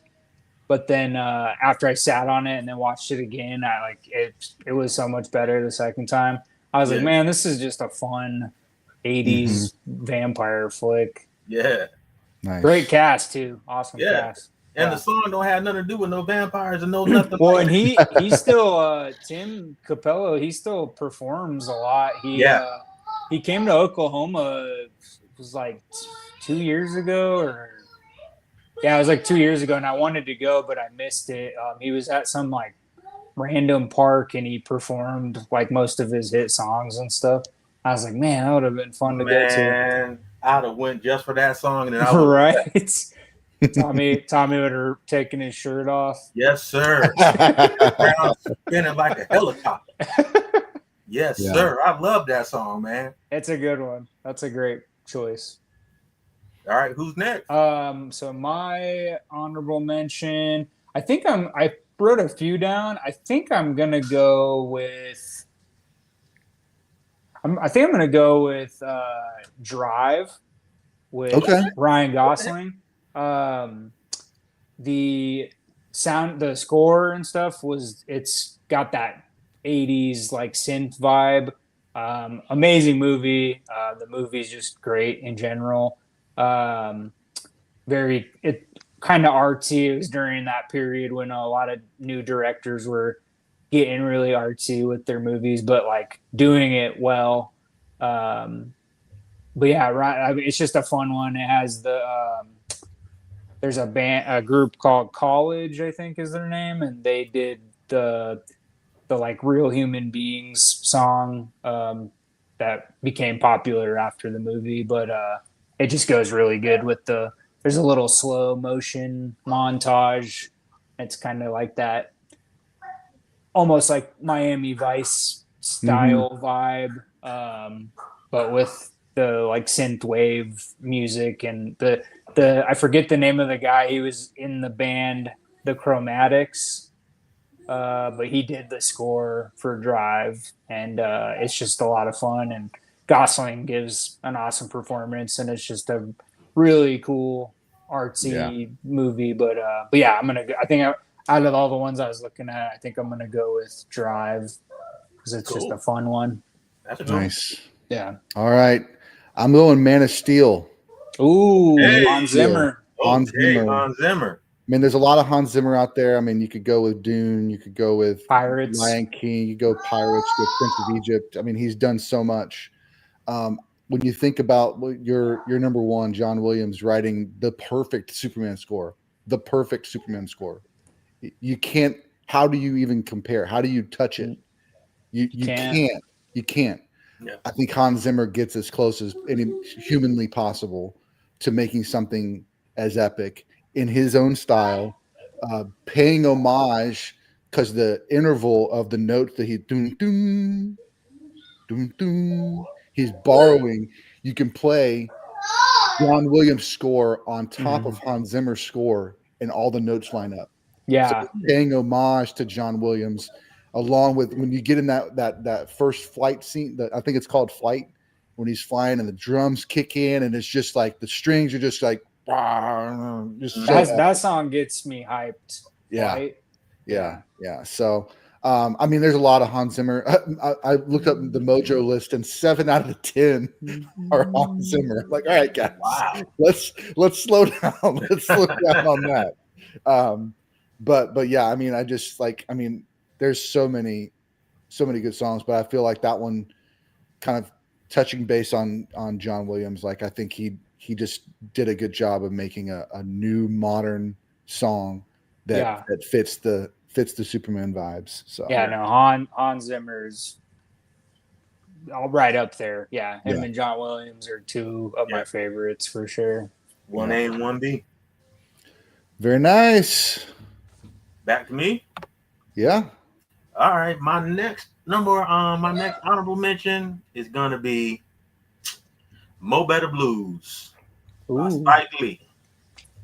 And the reason I selected this one is I'm really big into jazz. My pop is really big into jazz, so he turned me on to jazz, as a little shorty when I'm sitting at home playing Chuck Mangione and all these other people back in the day when I was younger. And when I saw Mo Better Blues, the actual music was done by Branford Marsalis and his band. And if anything about jazz, and if you know anything about Branford, you know that he's just a extreme beast.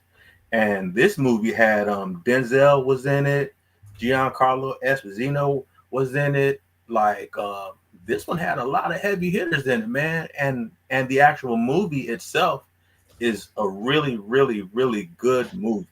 So if you haven't, it came out in like 95, I think 96, something like that. It's a 90s movie, 90s Spike Lee movie with Denzel, but the music in it, all of the music, you can just put the soundtrack on and just let it play and love the whole thing from beginning to end, because you got your fast songs, you got your slow songs, you got your in-between songs, and it's just a jazz masterpiece if you ask me. So if you're into jazz and stuff like that, check out Mo Better Blues. Check that movie out too, because the movie is insane too. The movie's crazy, and the soundtrack that goes with it is crazy too. So that's my honorable mention. That's my second one. Hey, I just threw one in the chat to Elevator to the Gallows. I don't know if you've heard of that movie or seen that movie. It came up in my research. Miles Davis and his band played the entire thing, improvised the entire soundtrack while watching the movie in real time. My dad didn't know that. My dad, I'll have to tell my bet my dad's seen it because he's like a diehard Miles Davis fan. I'm gonna have to look at that because I haven't seen that, man. I got a Miles Davis pop sitting right there. Yeah. Did you see the movie, the biopic or whatever? Yes. Yeah, I haven't seen it yet. No. Don Cheadle directed. Yes, that was great. Yeah, it was. I thought it was really good. Let's see here. I got a couple of really good ones. I think I'm gonna go with School of Rock. Okay. School of Rock. Jack Black, right? Yeah, Jack Black, Yeah. Richard Linklater. Another movie, kind of like That Thing You Do, but more silly.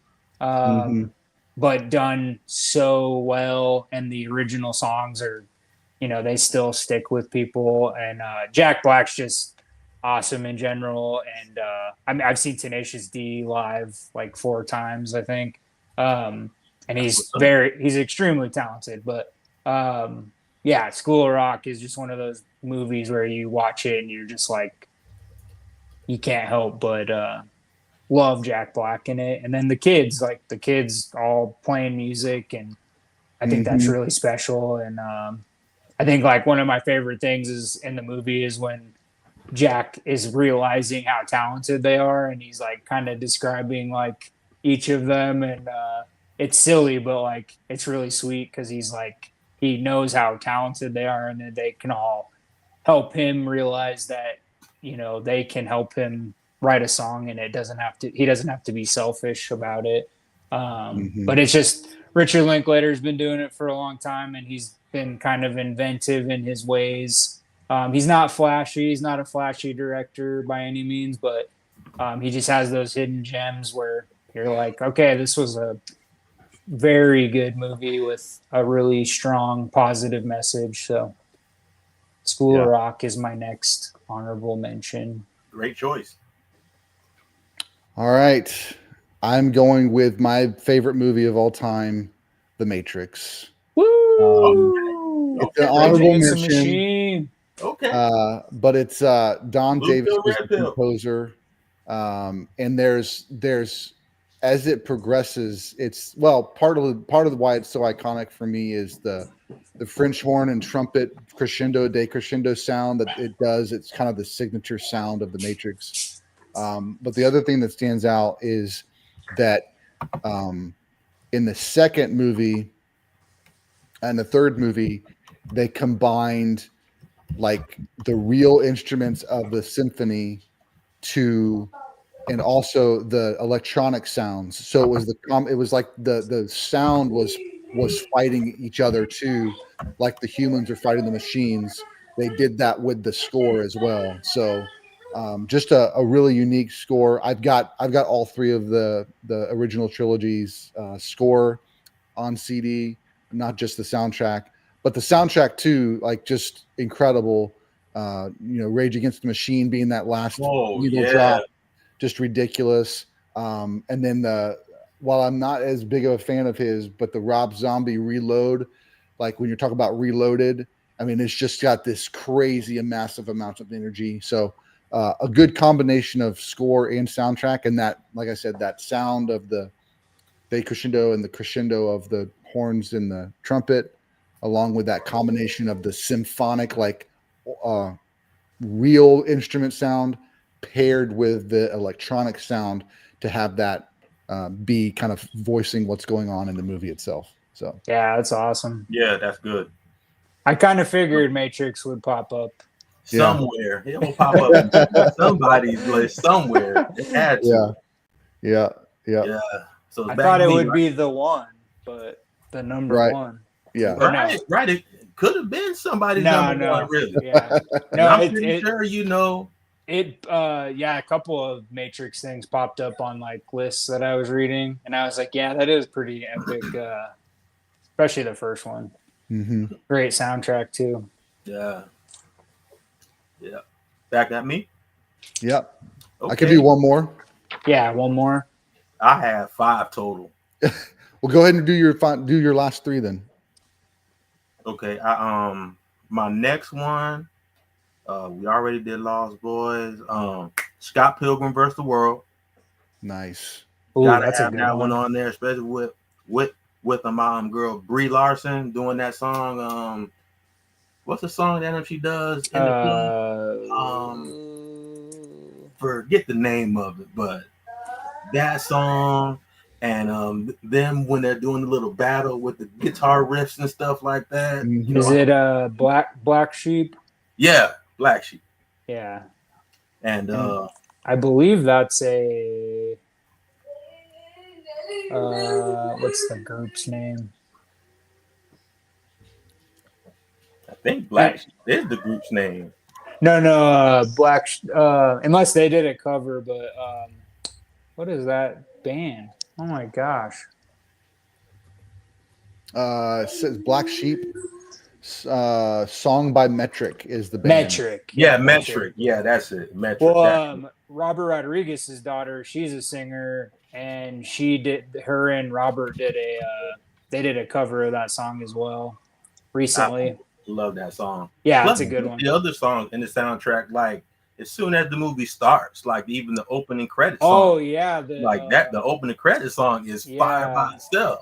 Well, and I like what they do with like the font, and it's kind of like vibrating like with the bass. Vibrating. Yeah, man. That Scott Pilgrim versus the World. Definite.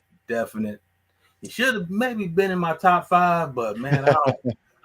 That is a good one. I didn't even. This was a tough one, man. But Scott Pilgrim versus the World, man. That soundtrack, you just, like I said, you can put it in and hit play and just let it play.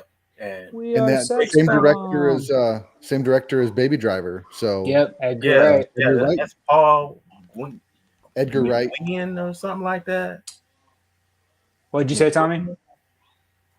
Oh, I was just saying his last name. Oh, Edgar Wright. Yeah. He did the Cornetto trilogy, Shaun of the Dead, Hot Fuzz, and At World's End. Yeah. He's doing the remake of Running Man too. Oh, really? That looks freaking awesome. Fun. Yeah. Hopefully it's good. It probably will be. Yeah, it stars I think Josh Brolin and what's his face? That's all big now. The dude from Twister. Yeah. We don't face our fears. We ride them. Oh, that guy. Okay. Glenn Powell. Glenn Powell. Yeah, he's in like everything right now. Yeah, no.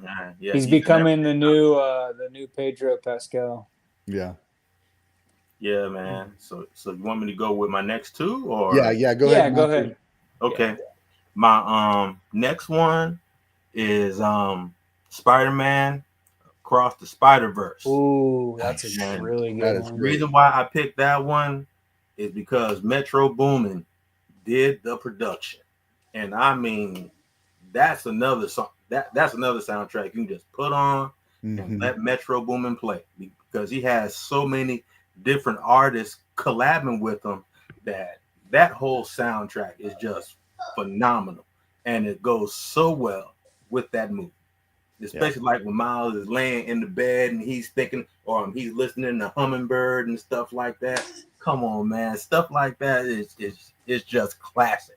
And to come from a Marvel cartoon animated movie, that's just even better, man. Because Miles Morales is it. Mm-hmm. I want to say another word, but I ain't gonna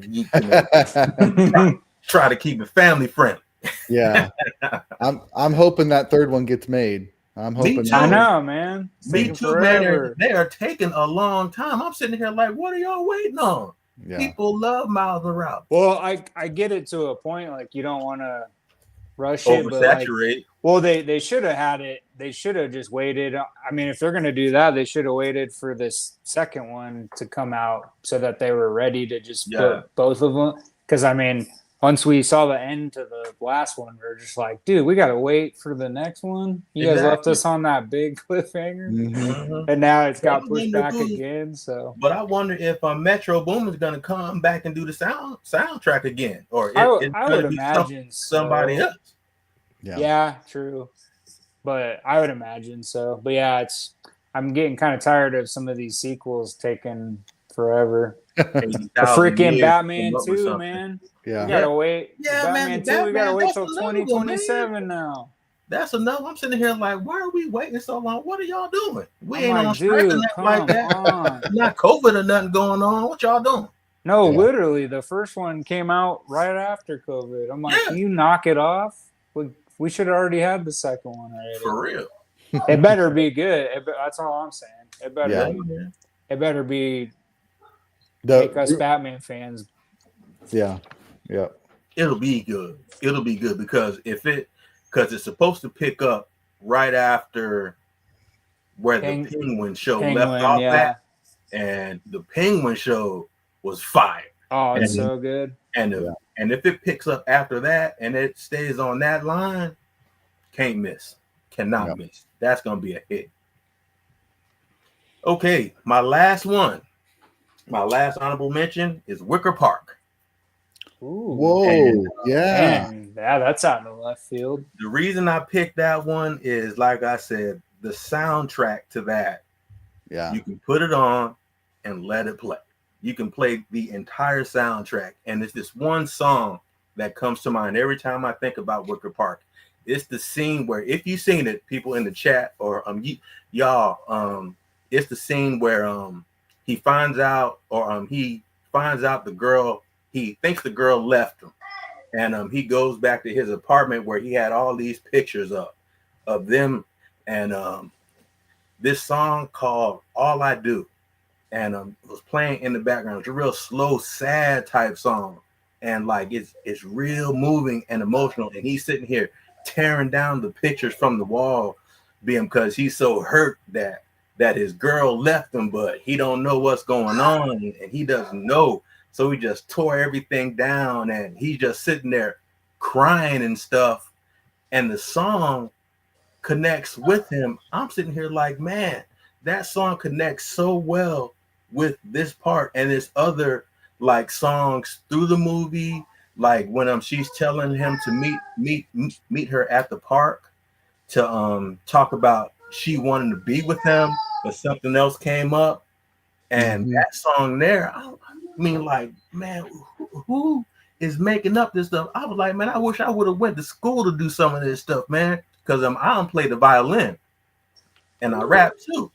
So I was like, man, it would have been so cool to make something like that, man. But yeah, Wicker Park, man, and that whole soundtrack, and really that song, All I Do, great song. If you haven't seen Wicker Park, check it out. Check out the soundtrack. I bet you'll dig it. All right, so it sounds like we got to form our little boy band now. I mean, Josh sings. I play the guitar. You play the violin and rap. I mean, we gotta, it's what Wicker Park. I'm talking Linkin Park 2.0 or something. I'm down, man. I am down. I came from like a pretty musical. Like my brother played bass guitar and saxophone. I also played violin in 5th grade, and then I play guitar. But I mean, I'm not like I don't play like solos and all that. I'm more of a rhythm guy. Yeah. But yeah, music is fun. I would love to learn how to play the guitar. That is one instrument that I would just love to sit with an acoustic and just strum at it. Mm-hmm. That'll be so. Spring can give you lessons. Yeah, if you've got a guitar, I've got a video playlist that I just show like how to play some basic chords. Yeah. I am looking forward to getting one. Once I get my new job, I'm looking forward to getting one because I wanted to learn during COVID. I thought that would have been the best time because nobody was doing nothing. Yeah. So I wanted to get one then, but I didn't. I was buying other stuff at the time. And once you get one, just learn like 5 or 6 chords and just play them every day until your fingers get used, because that's the toughest thing is like getting used to like how your fingers feel, and like once you start getting that down, you can kind of like take more lessons and experiment. I think with the experience of the violin and playing with those strings, I don't think they're really like they're probably somewhat similar, but they're different because you have to hold them in a different way. They'll just be stronger. Guitar strings will be like they're a lot tougher on your skin than the violin is going to be. But yeah, it's the same style, like same way you play it, just different, smaller and bigger. So yeah, that'd be cool. Yeah, if you learn. Yeah, guitar's fun. Guitar's a fun one. All right, I got 2 quick honorable mentions, 2 quick ones. Sure. Dunkirk, another Hans Zimmer. Oh yeah, that's a good one. I brought this up because the story is told in 3 different perspectives in 3 different times. One character is going through 3 days, one character is going through 3 hours, one character is going through 3 minutes.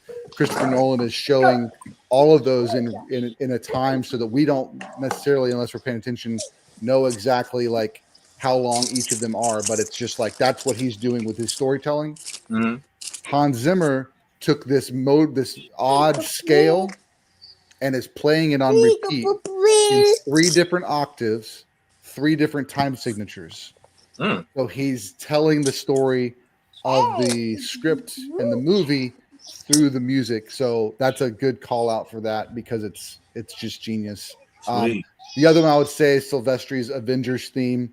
It's so good. Okay. They had to bring him back.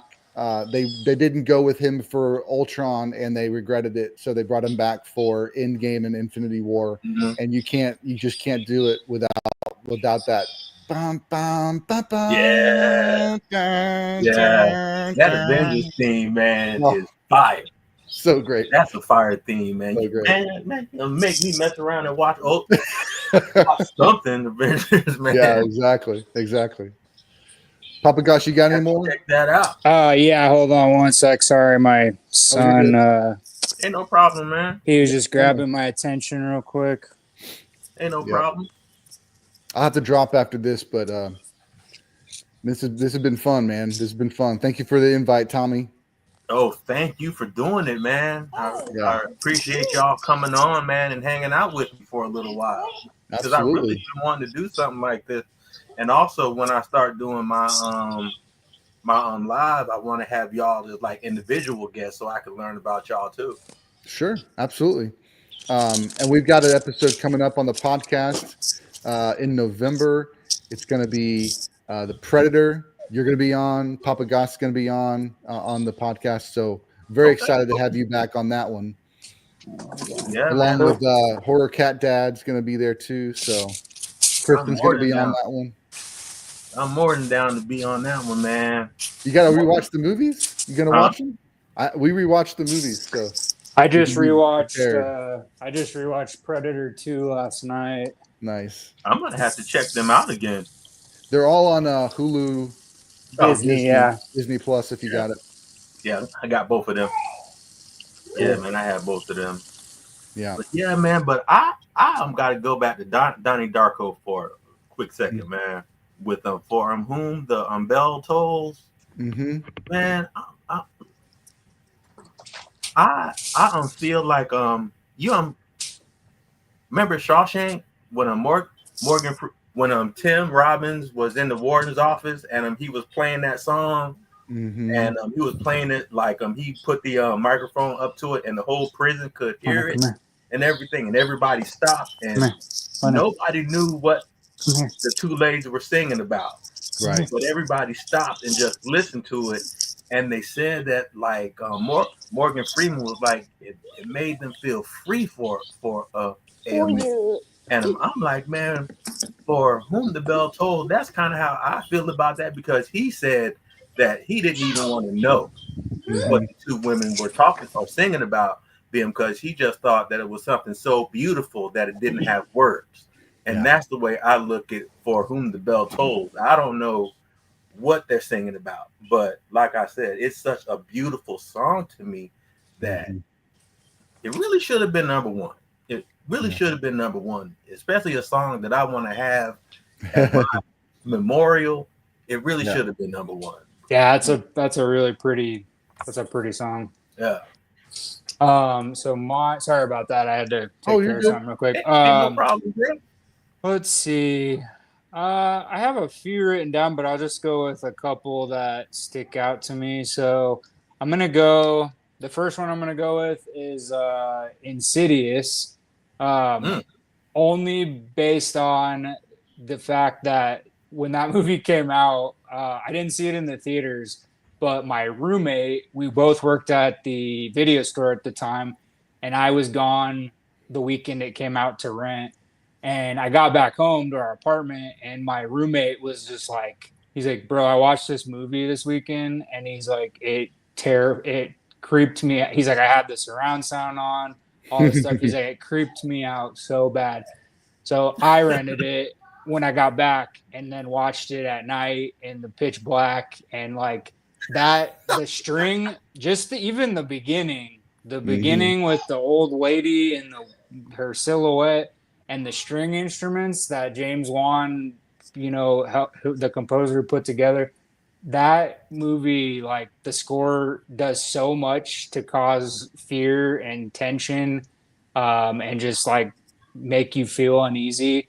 And I love stuff like that, especially when like the music goes back to like the importance of the music being like a character in the movie. So, Insidious just stuck out when I was going through some lists of movies. I had to put another horror movie other than Halloween in there. So Insidious, the score, it creeped me out and made me feel uneasy, especially like in surround sound and some of the noises that you hear that pop up and the loud bangs and stuff. And then I put a few other ones on here, but I think I'm gonna go with a biopic actually, and I'm gonna do. I think it's one of my favorite biopics. I think it's really well done. I'm gonna do Straight Outta Compton. Oh Nice. yeah. That movie is just it's so well done, and the performances are so good. I forget the actor's name, but the guy who played Eazy-E should have been nominated for an. He was so good in that movie. But Straight Outta Compton, probably one of my favorite biopics, because biopics are really hard to do. I mean, you can get the music, and that's good because obviously we want to hear the music that we love, but you can't just like do only the music and not have any like substance. So like like Elvis was done really well. Baz Luhrmann's a master. Straight Outta Compton's one of my favorites. Walk the Line is a fantastic one. I'm looking forward to Bruce Springsteen one. That one, they're already looks insane. Yeah, people who've had early like test screenings said it's fantastic. So I heard a story that Bruce was listening to some of the music and he didn't know if it was the dude or if it was him.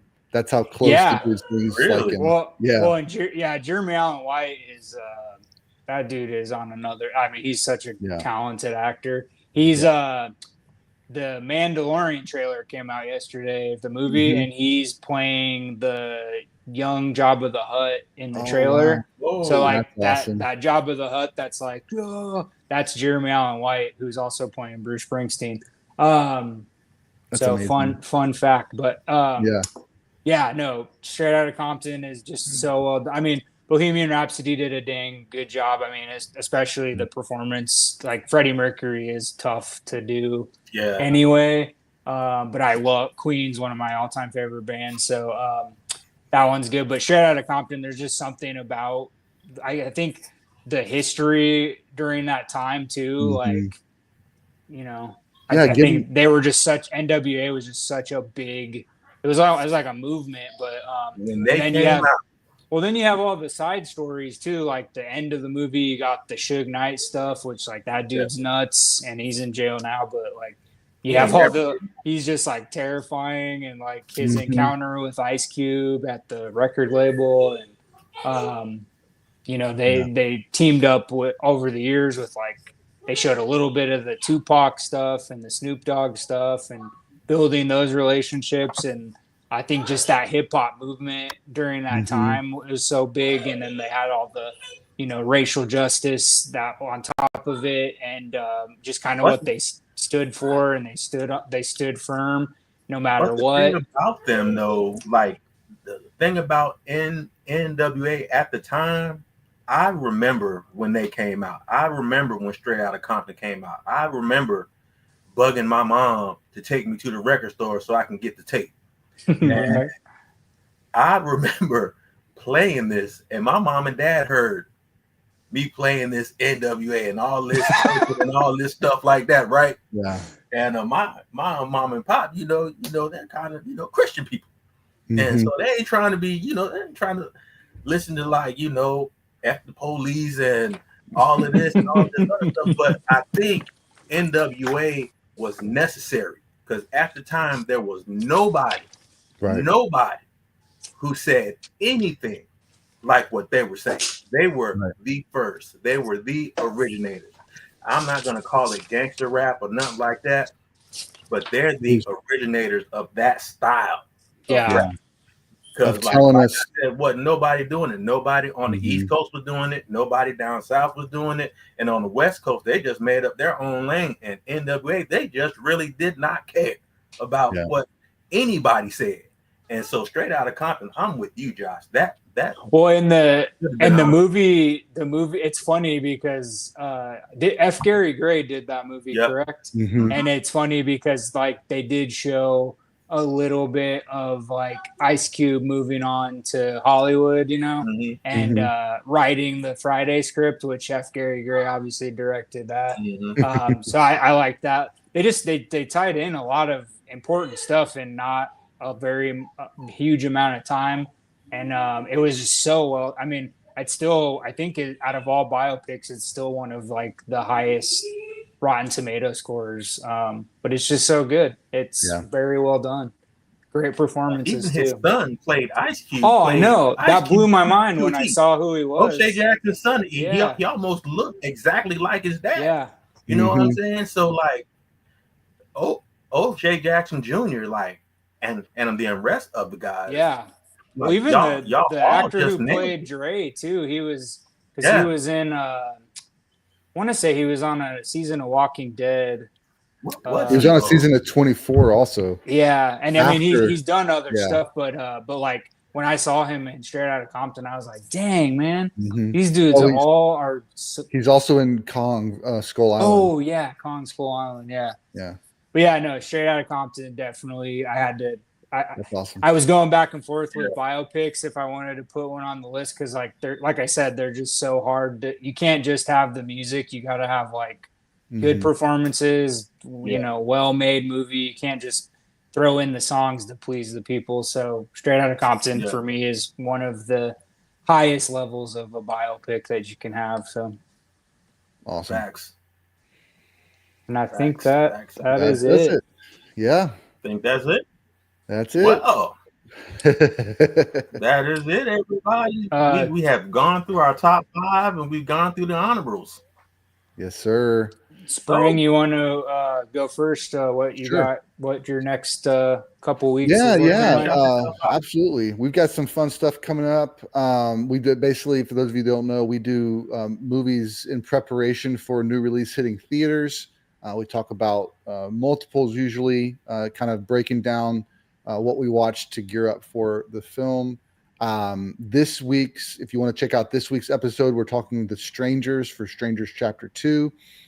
We've got Scott Derrickson episode coming up. Speaking of Tron Ares and Tron Legacy, we got a Tron episode dropping.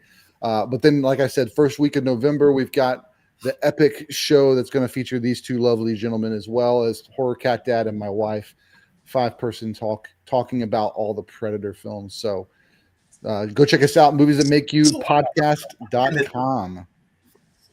I got some watching to do.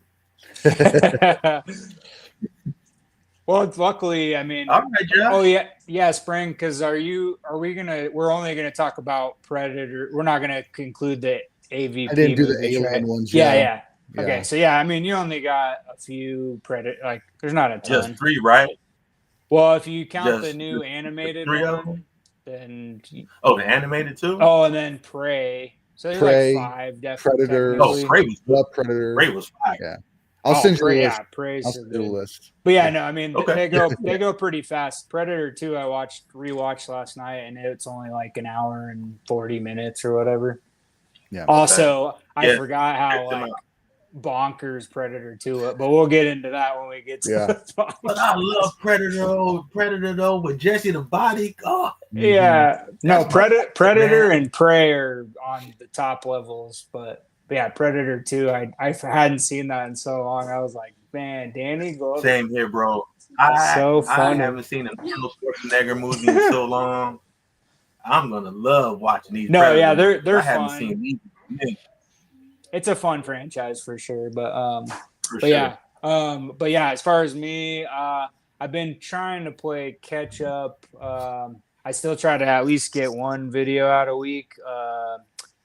This week I only have one filmed. I just gotta edit it. And then I'll probably catch up this next weekend. I'll probably try to film a couple just so I have them ready to go. Other than that, just kind of getting in a new groove of whatever schedule we're gonna have and going from there. And then just hopping on podcast episodes when I can. Cool.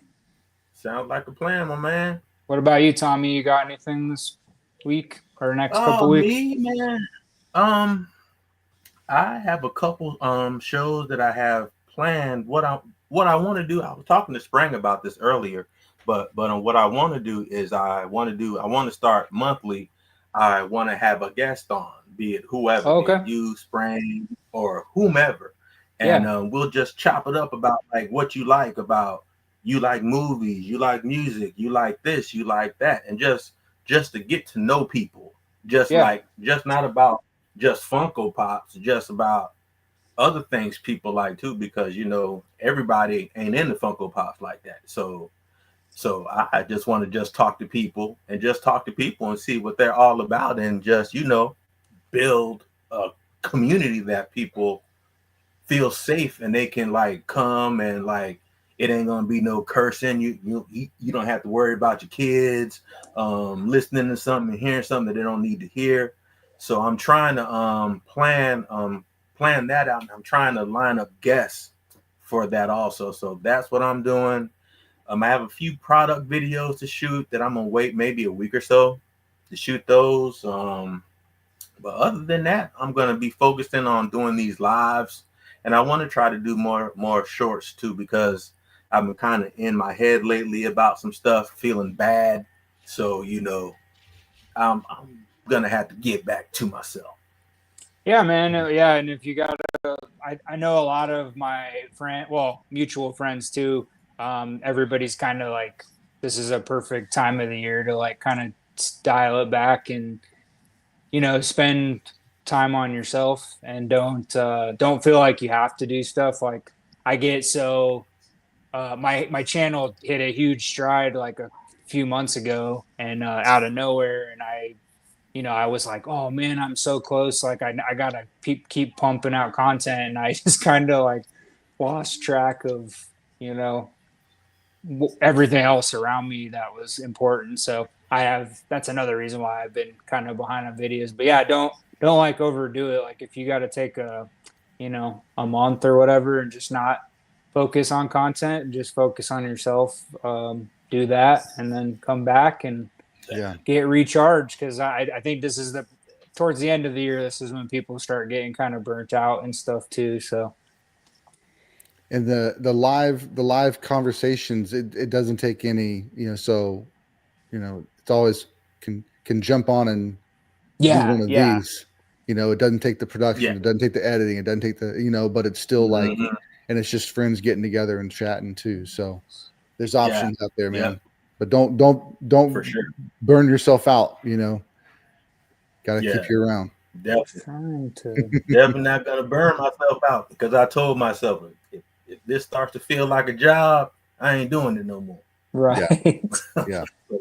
So it doesn't feel like that, so I'm gonna keep on doing it because I love doing it. I love collecting Funko Pops, and I love meeting and talking to people about what they love and what they like too.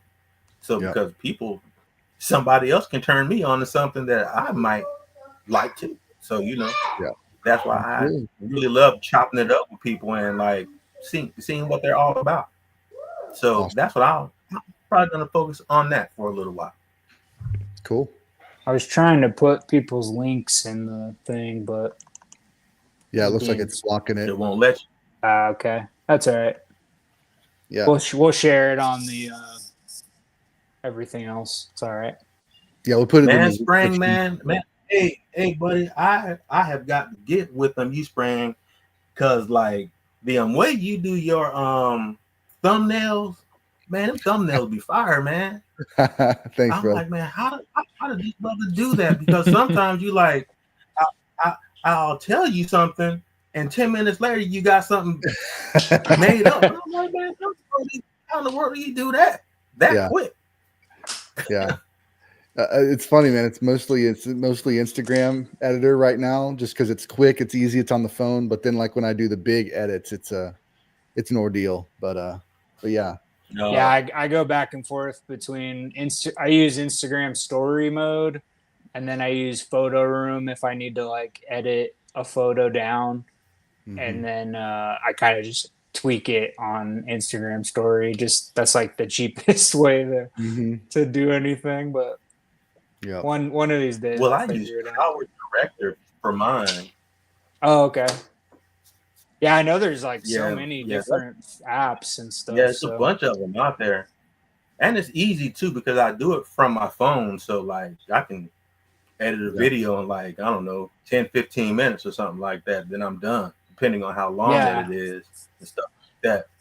But yeah, man, editing that's maybe my favorite part of it, because that's my favorite love part editing. too. Yeah, I mean, sometimes it really can be love a pain if you can't get your like what you're envisioning in your head to like transfer over. That's the frustrating part. But yeah, well, I mean, lately, it's fun. man, lately I've been pretty good, man. Lately I've been calling myself one take Tommy, because I used to take a couple takes and stuff like that. But lately, man, I've been able to kill it in one take. I'm like, oh man, I'm one take Tommy right now. Boy, look at this. That's awesome. One take Tommy. I like that. One take Tommy. Cool, man. Well, Tommy, thanks for having us on again, buddy. This was a lot of fun. We haven't done one of these in a while, so yeah. Thank you so much, guys, for coming on. I really appreciate y'all, man. I mean, I love chopping it up with y'all. It's always a great time. So thank you both for always, chopping buddy. it up with me for a little while, man. Y'all did a brother good. Good, man. Always. All right. But everybody in the chat, have a good night. Spring, have a good night. Tell Kristen we're sorry we kept you. Yeah. Everybody out there, stay strong. You are a diamond. Keep shining. Keep shining. Awesome. Later, guys. See ya. Y'all be good. You too, buddy.